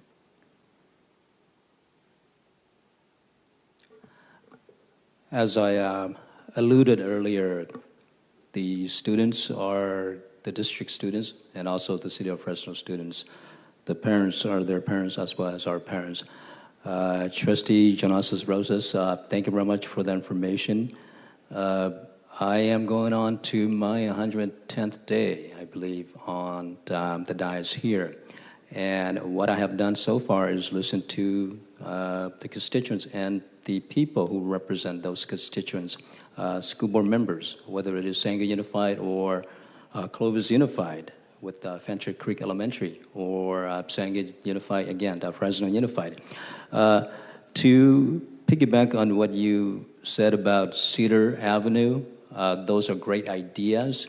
I represent the Cedar corridor from south of Tulare to Kawa, and I will look into any safety apparatus or ideas that we can implement to make it safer for the students at Roosevelt High, the students at Van Pelt Elementary, the students at Sequoia Middle School, and the students at Kawa Elementary to go from home who have to cross Cedar Avenue to their respective schools. Cedar Avenue travels north-south and extends all the way beyond the Herndon corridor. And I just wanted to note that the high schools that sits along the Cedar Avenue corridor, starting the south with Roosevelt, and then Duncan, McLean, and then Hoover. Again, the idea of having some physical barrier in the median of this two-lane, sometimes people do 50, 60, travel 50, 60 miles per hour. It's a great idea. Unfortunately, it may be too late for one of the students who attended Hoover High School a couple of years ago. He was killed crossing Cedar Avenue, going from school to home. And the idea of something that is very, in terms of the overall expense of putting safety, is very cheap, very simple. And it has to be something that the council members and the school districts working together to put that in place, to prevent another life, another students from being killed because there was no safety apparatus or no deterrent in place.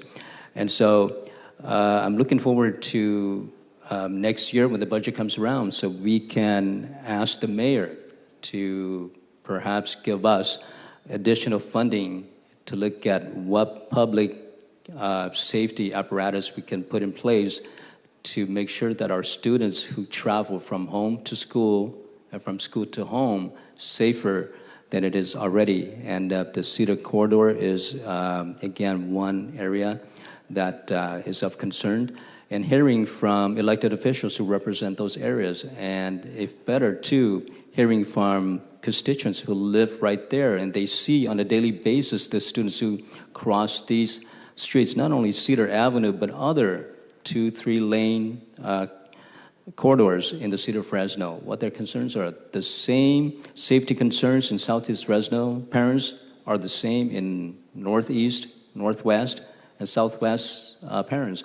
And so this is not just a portion of the city's concern, but it's a citywide concern.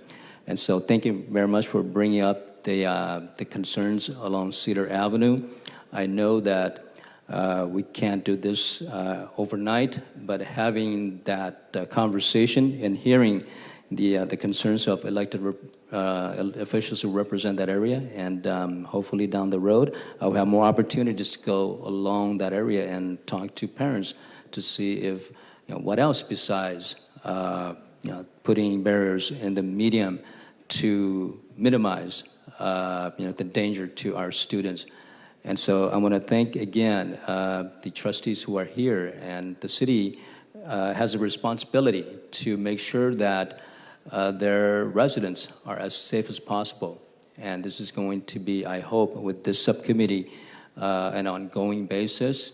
And as we meet and we talk and we share concerns, I think we can be a better, city, and we can be a better school districts, whether it is Sanger Unified, Clovis Unified, Fresno Unified, or not here tonight, Central Unified. Thank you. Thank you. I think I'm going to move on down to, and actually before I do, Trustee Jonas and Rosas, if you wouldn't mind, my office was taking diligent notes about your long list there, which is, we'd love to have a copy of that at some point, if you have that kind of itemized and are able to share it with my office.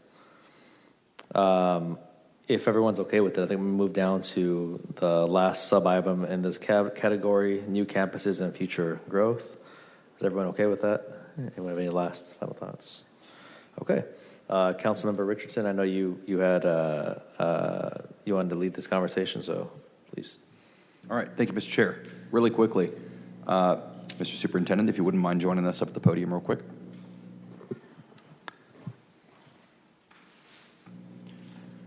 Thank you, sir, for being here. Question for you. A school teaches syllabus out of whatever book. Name the subject. We'll call it science. All right, so the 2024 science book comes out. 2025, they get a new book. What is the policy? What happens to all the 2024 books? So the state actually is the one that really kind of dictates that adoption cycle. And so as the state comes through and they set the standards that go through, that's when we go through our adoption cycle. And so it follows the state. So typically it's not going to be 2024 something happens and then 2025 a new one comes out. We have time for it. Sure. So we plan for those, and then in Sanger Unified we go through a process of an adoption where we work with our labor partners and our teachers to go through so they can preview the new curriculum that's coming on, and they can help us and guide us through what next textbook we're going to do. That's fantastic. And the new books, I understand they get adopted. Specifically asking about the old books. Every 5 years or whatever else, what happens to the old books? We go through a process where we will either recycle those or to recycle them, I would have to go and check to see exactly what that process is. Now, that recycling, and the only reason I'm singling you out is because you were the superintendent who showed up tonight, and this is not targeted at you. By the way, thank you for singling me out as superintendent, but yeah, kidding. You're welcome.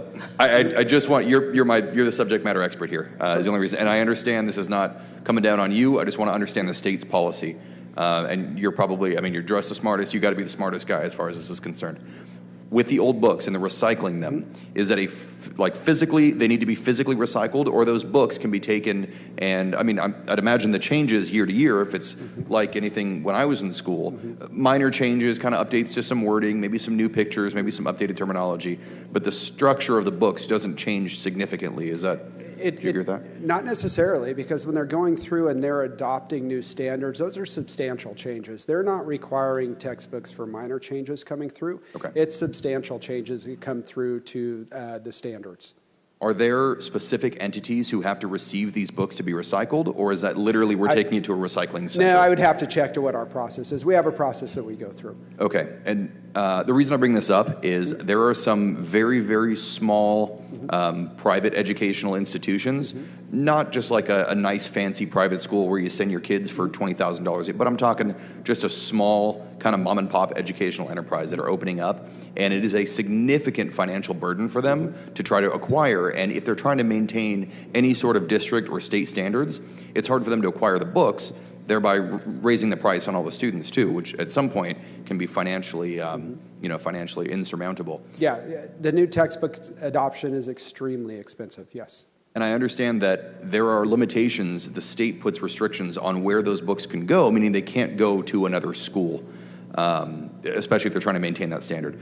What I would be interested in looking into is to see if any of these schools who would be grateful to have a 2006 copy of something, if there's any way the city can come in or any sort of local entity, act as like an intermediary and receive these expired books meant to be recycled from any school district in the area, and then the city, since we have fewer restrictions given the state educational code because we don't abide by it, if the city then would be able to have the purview to distribute these books for low or no cost to private entities who would want that.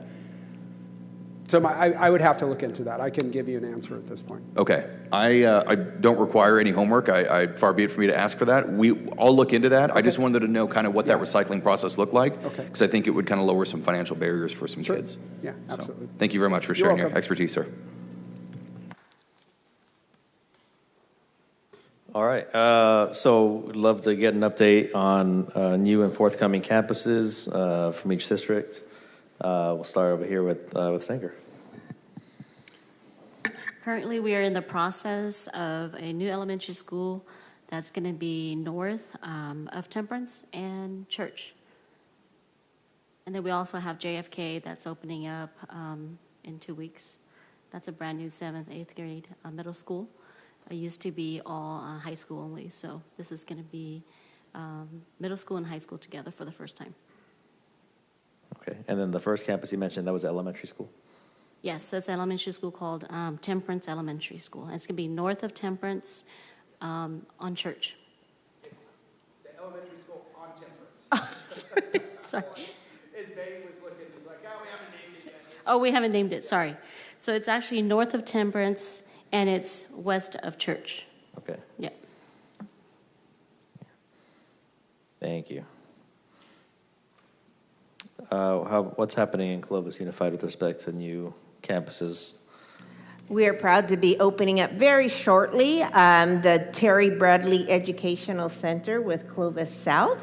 It's located at Clinton and Locan. It will be a 7th, 8th, and 9th grade school for this coming year, and then, of course, we add another grade level each year. And in terms of, and just to piggyback in concerns, for the school year, school starts in Clovis on August 18th. A reminder to everyone in the city to stay focused on driving. There's, new electric scooters and bikes. They travel very quickly. And then also near the high schools, many 16-year-olds got their license over the summer. So again, being very careful at all schools. I appreciate that. My baby brother is one of those Clovis Unified students who got his license this summer, so incoming. Incoming. Yeah. And add just a little footnote to what Wilma had to say. So the Terry Bradley Educational Complex encompasses Ambassador Philip Sanchez Intermediate School and then the new Clovis South High School. So we're building 2 schools out there in the big complex. Oh yeah, Clovis South, it's the Longhorns, right? Yeah. And we're really excited about it. It's a major investment out there.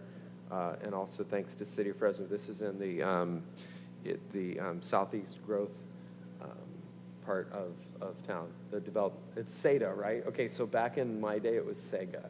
And you guys changed it. We changed one of the letters. Yeah. Thank you, Councilmember Richardson. But we're really excited about this year. How about over in Fresno Unified? We just opened Farber. So we have some plans that are not in the immediate future for an aviation academy at the Chandler Airport. So we appreciate the city of Fresno working with us on that. It's still a couple years down the road, so. When Councilmember Chavez was here, he'd always talk about landing the plane. So maybe we can make him director or something. One day. One day, yeah. We have actual pilot. Okay, so Councilmember Chavez used to land figurative planes. Our new Councilmember Richardson lands actual planes. No, he lands real planes. Actual planes, yeah. It's pretty good. Councilmember Vang, do you have or Trustee Yang, do you have a? Oh, I forgot to add one more point for Senior Unified, which is a milestone that we're very proud of. We are opening our dual language at Lone Star, so we'll be having the Hmong dual language. That's opening up in 2 weeks as well. Fantastic. So that's really exciting that we're happy to have that there. All thanks to previous board member, Trustee Vang here, who was the big push for that, but we're excited to have that campus as a dual language. I cannot take the credit. The credit goes to our staff, and in particular, Superintendent Dennis Wickman. He came in and he launched that program, so I'm looking forward to the Hmong dual immersion first day on August 20th at Lone Star Elementary School. Trustees Olivier and Hashimoto, you mentioned Clovis South's mascot is the Longhorn. What is the mascot of the middle school? Has it been named? I think it's the same. Oh. It's the same. Just like Timberwolves? Yes. Yeah. Okay. Yeah. And to be fair, Trustee Yang, JFK is going to open in 2 weeks' time. What is their mascot? The Stingers. Oh, okay. Thank you. Thank you. So on the city end, in terms of future growth, I mean, we've been grappling with a couple of big land use policies that we have yet to formally pass. One of those items has been a text amendment to make it more easy to convert office zone properties into housing. The other one was mentioned already, SEDA, Southeast Development Area, and so we've been grappling with that internally as well. Again, no final decisions have been made on any of that, but obviously there's going to be a tremendous impact, especially to Clovis and Sanger, regardless of what the city decides to do. So. Specifically for SEDA, the mayor's or the mayor and or administration's recommendation has been to pursue only South SEDA at this time, the southern portion, and leave kind of central and northern SEDA alone for now. So I know there's been a lot of discussion about what the future impact might be in decades down the road, but in the near future, the only recommendation right now, at least from the administrative side, is the pursuit of South SEDA. So what the council will do, I couldn't say at this point, but those are discussions that are in progress. That'll certainly impact future growth. And then the text amendment as well, and what happens there and those components that are passed will just affect development generally, primarily within existing city boundaries. That's probably more with respect to an impact on Fresno Unified more than anything. Council members, any other updates I missed? I just kind of want to put those two big, I don't think we shouldn't discuss them at length, but I just wanted to put on the radar for the trustees, that potential impact. Okay. All right. Any last or final thoughts on new campuses of future growth? Future growth, yes. Future growth, yes. So this is less future geographical growth, but as we've seen over the summer and in this last school year, there's an increase in the in kids who are growing up and trusted by their parents to take these e-bikes to school. I'm wondering if there's a way we can work with PD between the police department and the schools to come up with some sort of registration system for these. As of now, there's no need or requirement to register these. So one, it's a little bit hard to chase down the accountability for the parent and the kid. But secondly, if they get it taken from them and it gets impounded, there's no way to get that back because you can't prove that you owned it. So I'm thinking there's a potential partnership there between PD, the city, and the school districts to, as these kids ride them to school, make sure that if you're riding an unregistered e-bike to school, that we work with them to fix that. Is there any way that we can work through either the SROs or traffic to do something along those lines, sir? There's some significant legal challenges with that, Councilman, and the fact that those e-bikes are literally illegal to operate on highways. And it would be very difficult for the police department to take a position where we would license those vehicles because they don't meet the criteria to be on the road legally. So we're in a tough position. We know they're out there. We know they're all over the place. And we know that there's kids riding them beyond their capabilities. The difficulty we have in that is it's very difficult for us to come in and endorse and say they're okay to ride when it's actually illegal for them to operate anywhere other than private property.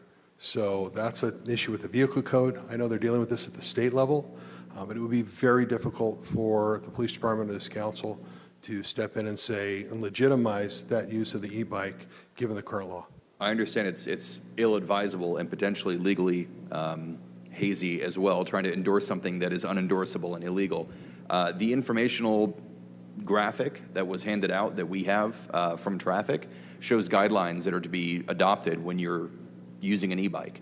Things like helmets, things like sidewalk versus street versus bike lane, and things of that nature. Is there any legal or acceptable method under which someone could operate one of these e-bikes to and from a school? Let me check with our legal counsel on that because that's an issue we're exploring right now, and I also believe they're trying to address that at the state level in California because it is a challenge. We know that they're out there and they're just not regulated properly at this point. Okay. Working with DMV as a city is just about as much fun as working with DMV as an individual. So I know there are some that's probably not the right way to go about it. But just like I spoke with our parks director about solving a parking issue that we had, if we have to institute a little bit of guerrilla warfare here, and even if it's something like the program we had with the registration of catalytic converters, or, hey, we're just going to make a database that if you would like, we will, etch a number, associate a name with it, and this can just be our own little internal Fresno registry. That way, if it gets impounded, mom and dad can get it back and ground you appropriately. But just some way to track and kind of add accountability here. I feel like there's a gap there. I think it's worth exploring, sir, absolutely. Alrighty, I appreciate that. We'll reach out to our district captain in District 6 and coordinate with traffic and hopefully loop you in to, again, operate within the bounds of the law, take the counsel of our legal aid, but maybe close the loop and earn some accountability here. Thank you, sir. Look forward to it. Thank you.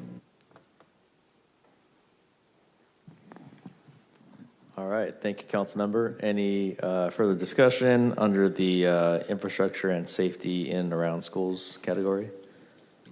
Trustee? In terms of growth, there has been like some surprises, like we didn't realize there was 48% of our students living in Fresno Unified. So just for clarification, the boundaries, it's basically any area north of Herndon between West and Willow. So west is our boundary going this way, north of Herndon, and then it is east of Willow, which is then Clovis Unified. It's a very large backwards L. Sure. Thank you for the clarification. Yeah, but a good chunk of that is very densely populated city of Fresno neighborhoods. Absolutely. On the eastern part of the city as well. Okay. All right. We'll move down to our last and final category for the evening. Green and blue spaces / joint use. And we have one sub-item under this, so we can discuss generally the green and blue spaces and joint use. But the one sub-item is coordination with our Parks Department here at the city. Our Parks Department is here if folks have questions. Our director, Aaron Aguirre, is here as well. So I will open the floor for discussion on green spaces, blue spaces, joint use, MOUs, and any coordination we'd like to see with our parks, or any further coordination we'd like to see with our Parks Department. Trustee? I also have quite a bit of. I also have quite a bit of comments on Fantastic. This item. Maybe I'll keep it short and just offer some opportunities for collaboration. Two things. Swim. If we can extend the season, open it up sooner, and have more evening swims, swim lessons. I think the hours just need to be a little more accessible. The registration was difficult. And so I'll talk from personal experience, and then I'll offer, I know we have an agreement, and at least for the Fresno Unified kids, it might be an opportunity for Parks and Fresno Unified to work together to do the swimming lessons registrations with our camp registration. That way it's in one system. I know it might not work for everything, it wouldn't eliminate your separate system, but it might be easier for parents to utilize one system for the lessons that Fresno Unified has, and that way they're not having to navigate 3 or 4 different systems. The same I would say for Camp Fresno. If that could all be integrated, all the things available to kids that are, within Fresno Unified, that would be great. Easier for parents to navigate, and we already pay for a system that has that tracking. I don't know if there's a way to just make it easier, because I'll say it's just kind of hard to register. But the parks thing, I called and people were really nice and everything like that. But anyway, the registration for swim. Also, 30 minutes is just really hard for a swim lesson. So just some ideas on the swim. For the parks, so as I mentioned, Fresno Unified has after-school programs that run until 6. It would be great if parks, instead of having the same after-school program hours, maybe you have 3 or 4 hours on Saturday and 3 or 4 hours on Sundays. That way, you're doing a different thing at a different time that parents might need support or childcare or whatever. Same amount of resources, same amount of funding, but it's not after school when, at least within the boundaries of Fresno Unified, kids already have an after-school option. So you're not duplicating, because I can't imagine, and I'd be interested in seeing the numbers of participation, because since we went to universal after school, there's no wait list. Parents can just leave their kid at school. They don't have to transport their kid anywhere. So I would wonder about utilization at some of the community centers. And so if you could switch them to either, maybe it's a later time during the day, I don't know if that's workable, but at least the weekends might be a time when a parent might need 3 or 4 hours, whatever. That and organized activities, not arts and crafts and, like more of an organized structure, like activity. Hey, we're going to do basketball for kids, something more organized that kids can go and do that's more active. So those would be my suggestions of like trying to coordinate, at least I'll say for Fresno Unified, so that we're not duplicating the same hours for the same population, but rather trying to enhance the availability of a place where a kid, particularly since we're talking about our homeless population, a place where a kid can feel safe and do something. We're expanding the number of hours where that's available. So, kept it short. Director, a couple of questions. We have Aaron Aguirre here, who heads our Parks Department. So we'll start from top to bottom. There's only a couple issues.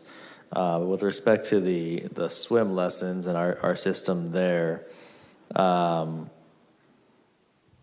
it's all, to be clear, is it all consolidated between the city and the district, or is it all separate? So we collaborate. Good afternoon or good evening, Aaron Aguirre, Parks Director. We collaborate with Fresno Unified before the season starts. We do offer swim lessons at Fresno Unified School District pool sites as well as City of Fresno pool sites. So it's a kind of a joint effort. We work with Fresno Unified early in the year to kind of outline pool hours, pool time, a lot of coordination with the various schools, with water polo. So trying to get enough pool time for those lessons and recreation swimming as we can. Yeah. So it's all consolidated. It's my understanding. As an FUSD parent, when registered, it's through InPlay. That's the vendor, I believe, you use to register swim lessons. Is that correct?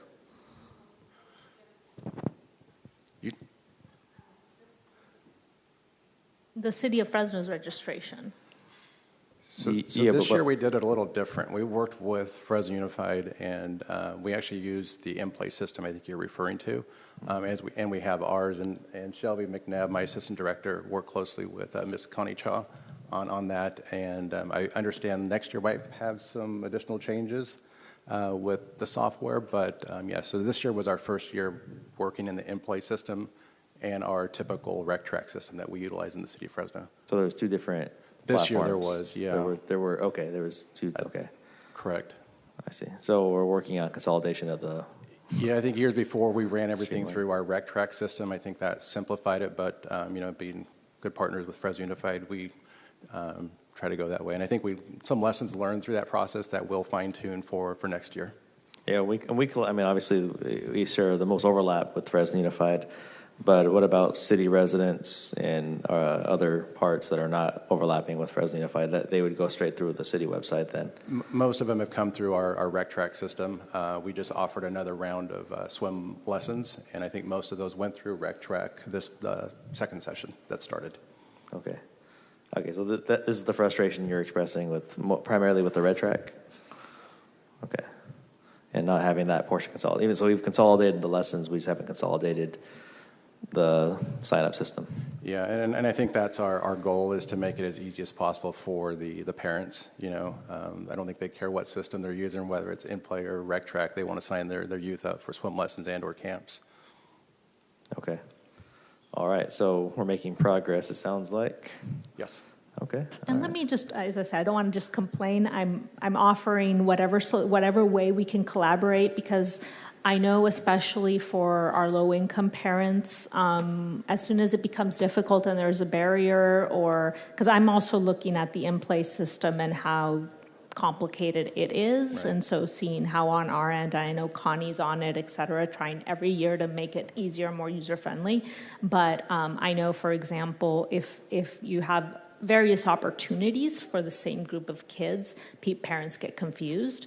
And so whatever we can do on our end to make sure that kids are maximizing the opportunities available, and it could be cost saving as well. So. Right. No, and I think we've recognized that too as a department. You know, early on, the lobby of Dickey Youth Center, where we have our admin building, was full of parents trying to sign kids up because they couldn't work through the rec track system. So we've gone through some upgrades. We've eliminated that, and we're going through another round of upgrades with rec track again to try to make it as easy as possible, not just for camps and lessons, but reserving courts as well out in our parks. Okay, great. Any other questions or comments for the director? What we have? Councilmember Vang. Director Gary, thank you very much for being here tonight. Absolutely. Just a few questions. How many swimming pools are owned by the city of Fresno? Ooh, I think we're at 10 swimming pools, 9 or 10 swimming pools, and those are throughout the various council districts. Correct. And with regards to having an MOU or a contract with school districts, do the city have a contract with other school districts who are represented here tonight besides Fresno Unified? Currently just Fresno Unified, but this year we did collaborate with Clovis Unified, and I think, you know, that could be something that we explore for hopefully, you know, future years. Yeah.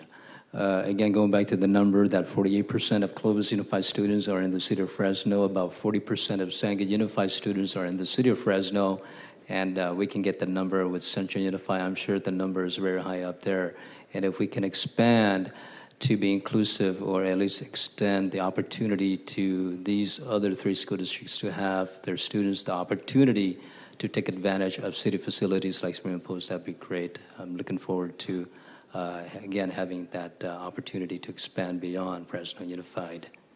On the issue or the item of green space, I want to thank the school districts for opening their campuses for our citizens to play and to enjoy it. In particular, where I live, there is a tremendous lack of green space in Southeast Fresno, in particular at the eastern part of Southeast Fresno. And so I've seen a lot of students going to Fancher Creek Elementary in particular, day in and day out, evening after evening, to utilize that green space as their park. And so I want to thank, I know that Central Unified has schools that are open to the public and students utilize that, but in particular, from what I've observed, Clovis Unified. Thank you very much for that opportunity. I'm sure other sites in Clovis and other sites in Fresno and Sanger as well for opening their grass area of their sites.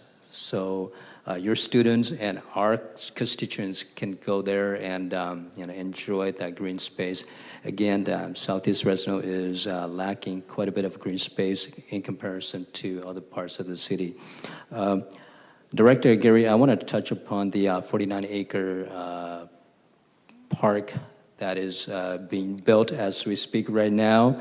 That's on, I believe, Peach Avenue between Butler and church. So it's right where the railroad track is. And so that is a 49-acre park that is being developed in 3 phases. Phase 1 is in the books. We have break ground, and there's tractors, again, digging up dirt. And very soon, next week, we will have an opportunity to announce the naming of that park officially. So the city council member will have an opportunity to name that 49-acre park. And I have made a suggestion to call that the Southeast Fresno Sports Complex, because that is not only a park in terms of a tranquility place where people can go and enjoy, but there will be several soccer fields, grass and astroturf. I believe there are 6 or 7 planned soccer fields as part of this 49-acre complex. And there's a cricket field as well, astroturf. There's a baseball field, there's tennis, there's outdoor basketball. And so, again, it comprises of several sports that make up this 49-acre park. And I believe there is a community garden that is in the works as well. And so we're not only getting a tranquility place, a community garden, we're getting sports complex. And what was missing in the original plan before I came to City Hall was a gym. And I suggested that if we do have space, and I believe we do, to incorporate an indoor gym where we can have indoor basketball, indoor volleyball, and other indoor sports, including the use of that gym as a community center where perhaps, elders can go in and play bingo when it's not being used as basketball/volleyball/other sports.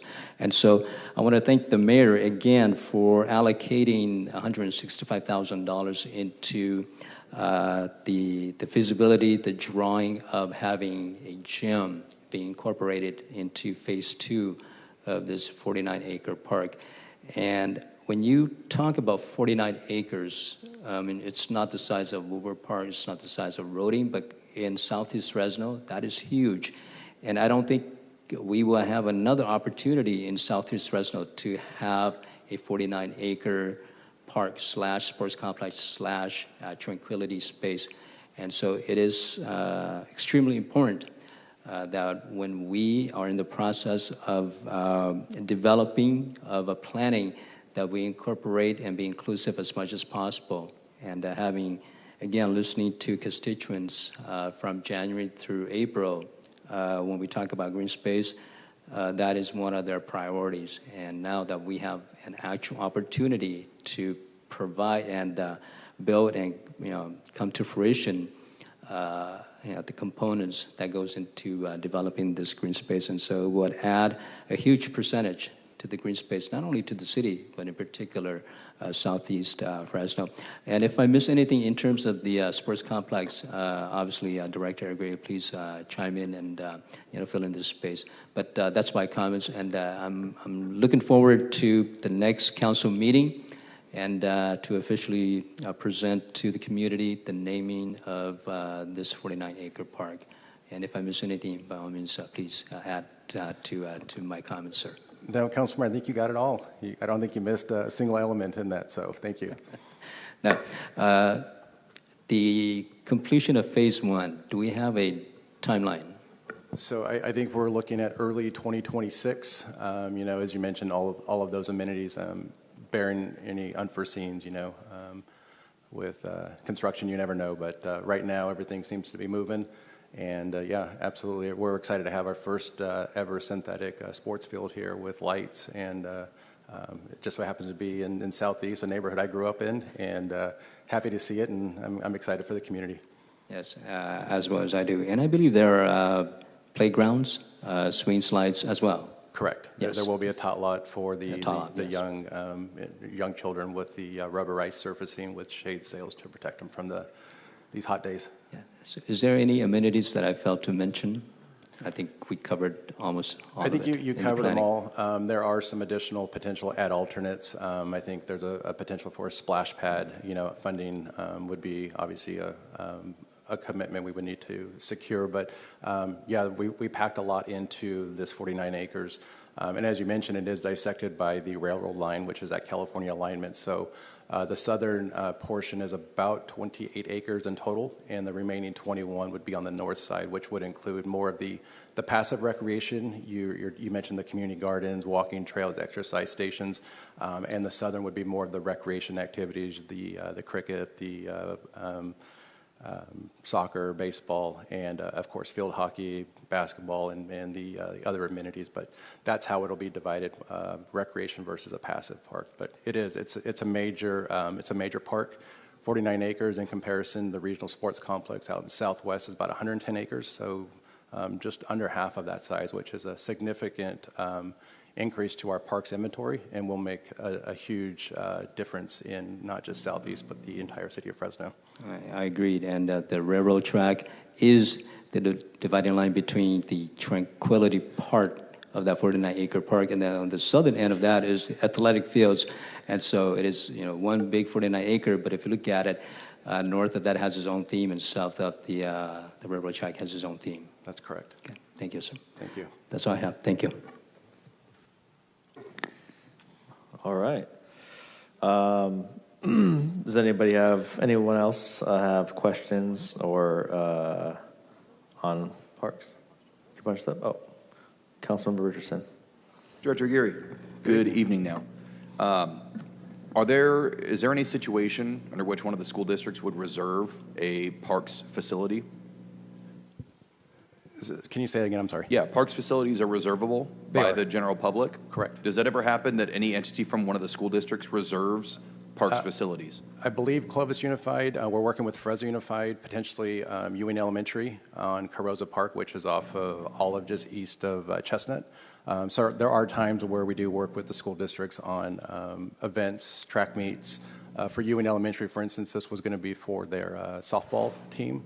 So again, just trying to work with the assets around the schools. Got it. To include Woodward Park for some of the school races and things like that? That's correct. Do we charge the school districts the same that we charge the general public for those reservations? For the Woodward Park, the track meet you're referring to, there's an agreement the city has with Clovis Unified. I believe that just got renewed. I'd have to go back and look at the fees to see what we charge.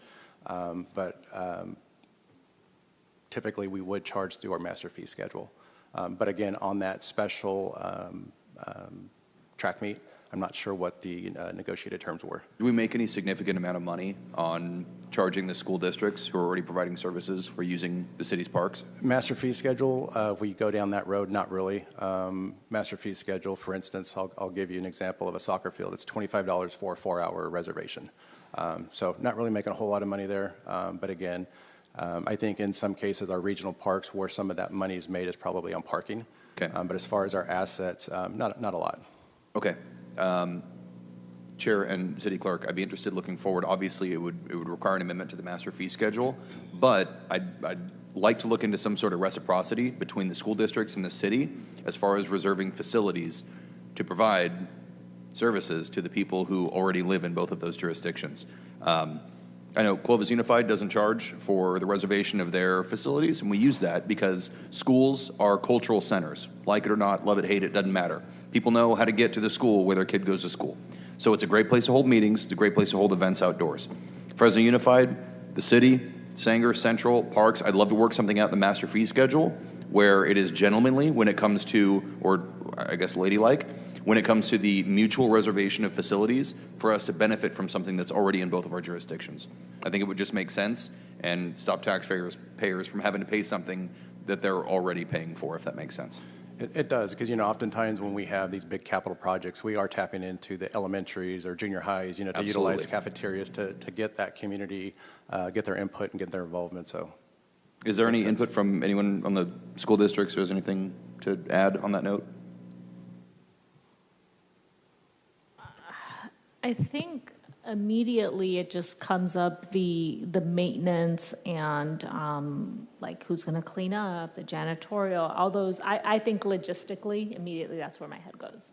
So And in terms of reciprocity, because we have quite a few agreements in terms of green space and pool space, whereby those agreements and that treatment is because we were providing, the pools and the green space, and we are providing services in return, right? So there's that give and that take.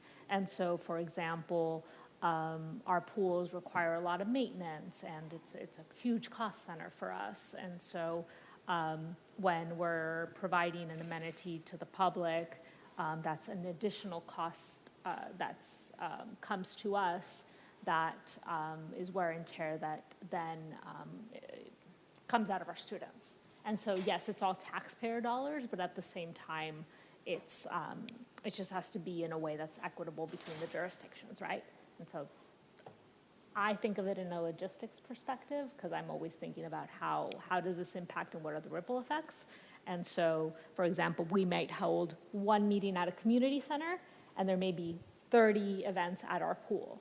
And so that has all kinds of other implications. So I'm sure lawyers and staff and all the incredible professional people that work at the city and the district at the various districts can figure out something that works for everybody and reduces the bureaucracy and any of the barriers. So I'll leave it in their hands. Okay, then Director, City Clerk, Chair, any school district that wanted to have a memorandum of understanding, I'd be interested in pursuing that with them, obviously pending an adjustment to the master fee schedule for that. That's all I had. I just want to add one thank you for the opening up the parks to Clovis Unified. Member Yang, I'm glad that you're enjoying the schools. And I just want to add that all our schools in Clovis Unified, it's open to the public. So, and it's built in a community. So the schools often are where families may come to have a picnic, and that's why we were talking earlier about safety, making sure that our maintenance is there early in the morning to clean up. So we are always open to working together, but it may not be at the level that you might think just because of the community schools that we build, and we truly don't close it off, whether it be, we had a conversation about swimming pools, it's open to the community, to be able to serve lunches to the children during the summer and all that. But definitely, we know that there's an open door policy. Yeah, and we appreciate that policy. We have a couple of Clovis Unified, I'll call parks. For the most part, the community believes they're City of Fresno parks. Right, we get the calls for Bob Belcher and Keith Heiss. While they're Clovis Unified, we work with you all to have that joint agreement to open up for green space. So we appreciate that partnership with you all. It just makes sense, and just like Member Richardson was saying, they are our taxpayers, and they are our students and families. Right. Everyone can use it. Thank you. All right, folks, we're coming up on 2.5 hours. Well, I know. I mean, you're politicians. We can go another 4 hours, I'm sure. Your second wins? Motion to extend the meeting? Oh, gosh. Is there a vice chair? Someone take over? Well, I've appreciated the very thorough discussion. If there are there any sort of last and final thoughts, either on this topic or altogether, anybody like to share? My perpetual topic about dogs. Needs to be agendized for the next meeting. Yes. Yes. Okay. I'd just like to thank Ed for being here. Okay.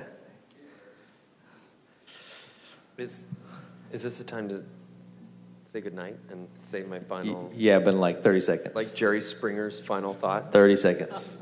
Yes, sir. No, I think that I'm really happy to be a part of this committee, and I think that this meeting will turn out to be a very productive course of action for us to be on. And I don't necessarily know if there's going to be policy outcome, and I don't necessarily know what's actually going to come of this. But I do believe that it's very positive that we're here sitting with you. We're talking about problems in our communities. We're talking about how to solve these problems and work collaboratively. And we've learned about how many pools there are, and we've learned about open space, and we've learned about law enforcement, and that you repainted those crosswalks. And this is information exchange and relationship building that I think we may not come out with some kind of policy document, and something we do here may not be binding that's going to change the course of education in our community. But the reality is that the fact that we're all sitting here together, exchanging information, exchanging ideas, getting to know one another, I think it's very positive, and I'm looking forward to this series of meetings. So thank you. Yeah, thank you. Same here. I'm a newbie, but it's been a collaborative and exciting to be a part of this. And it's for our community and student safety and their student achievements, and for their families as well. So I look forward to future meetings. Great. All right. We'll go ahead and adjourn at 2 hours and 29 minutes. Good work, everybody. Appreciate your time. We'll see you at the next one.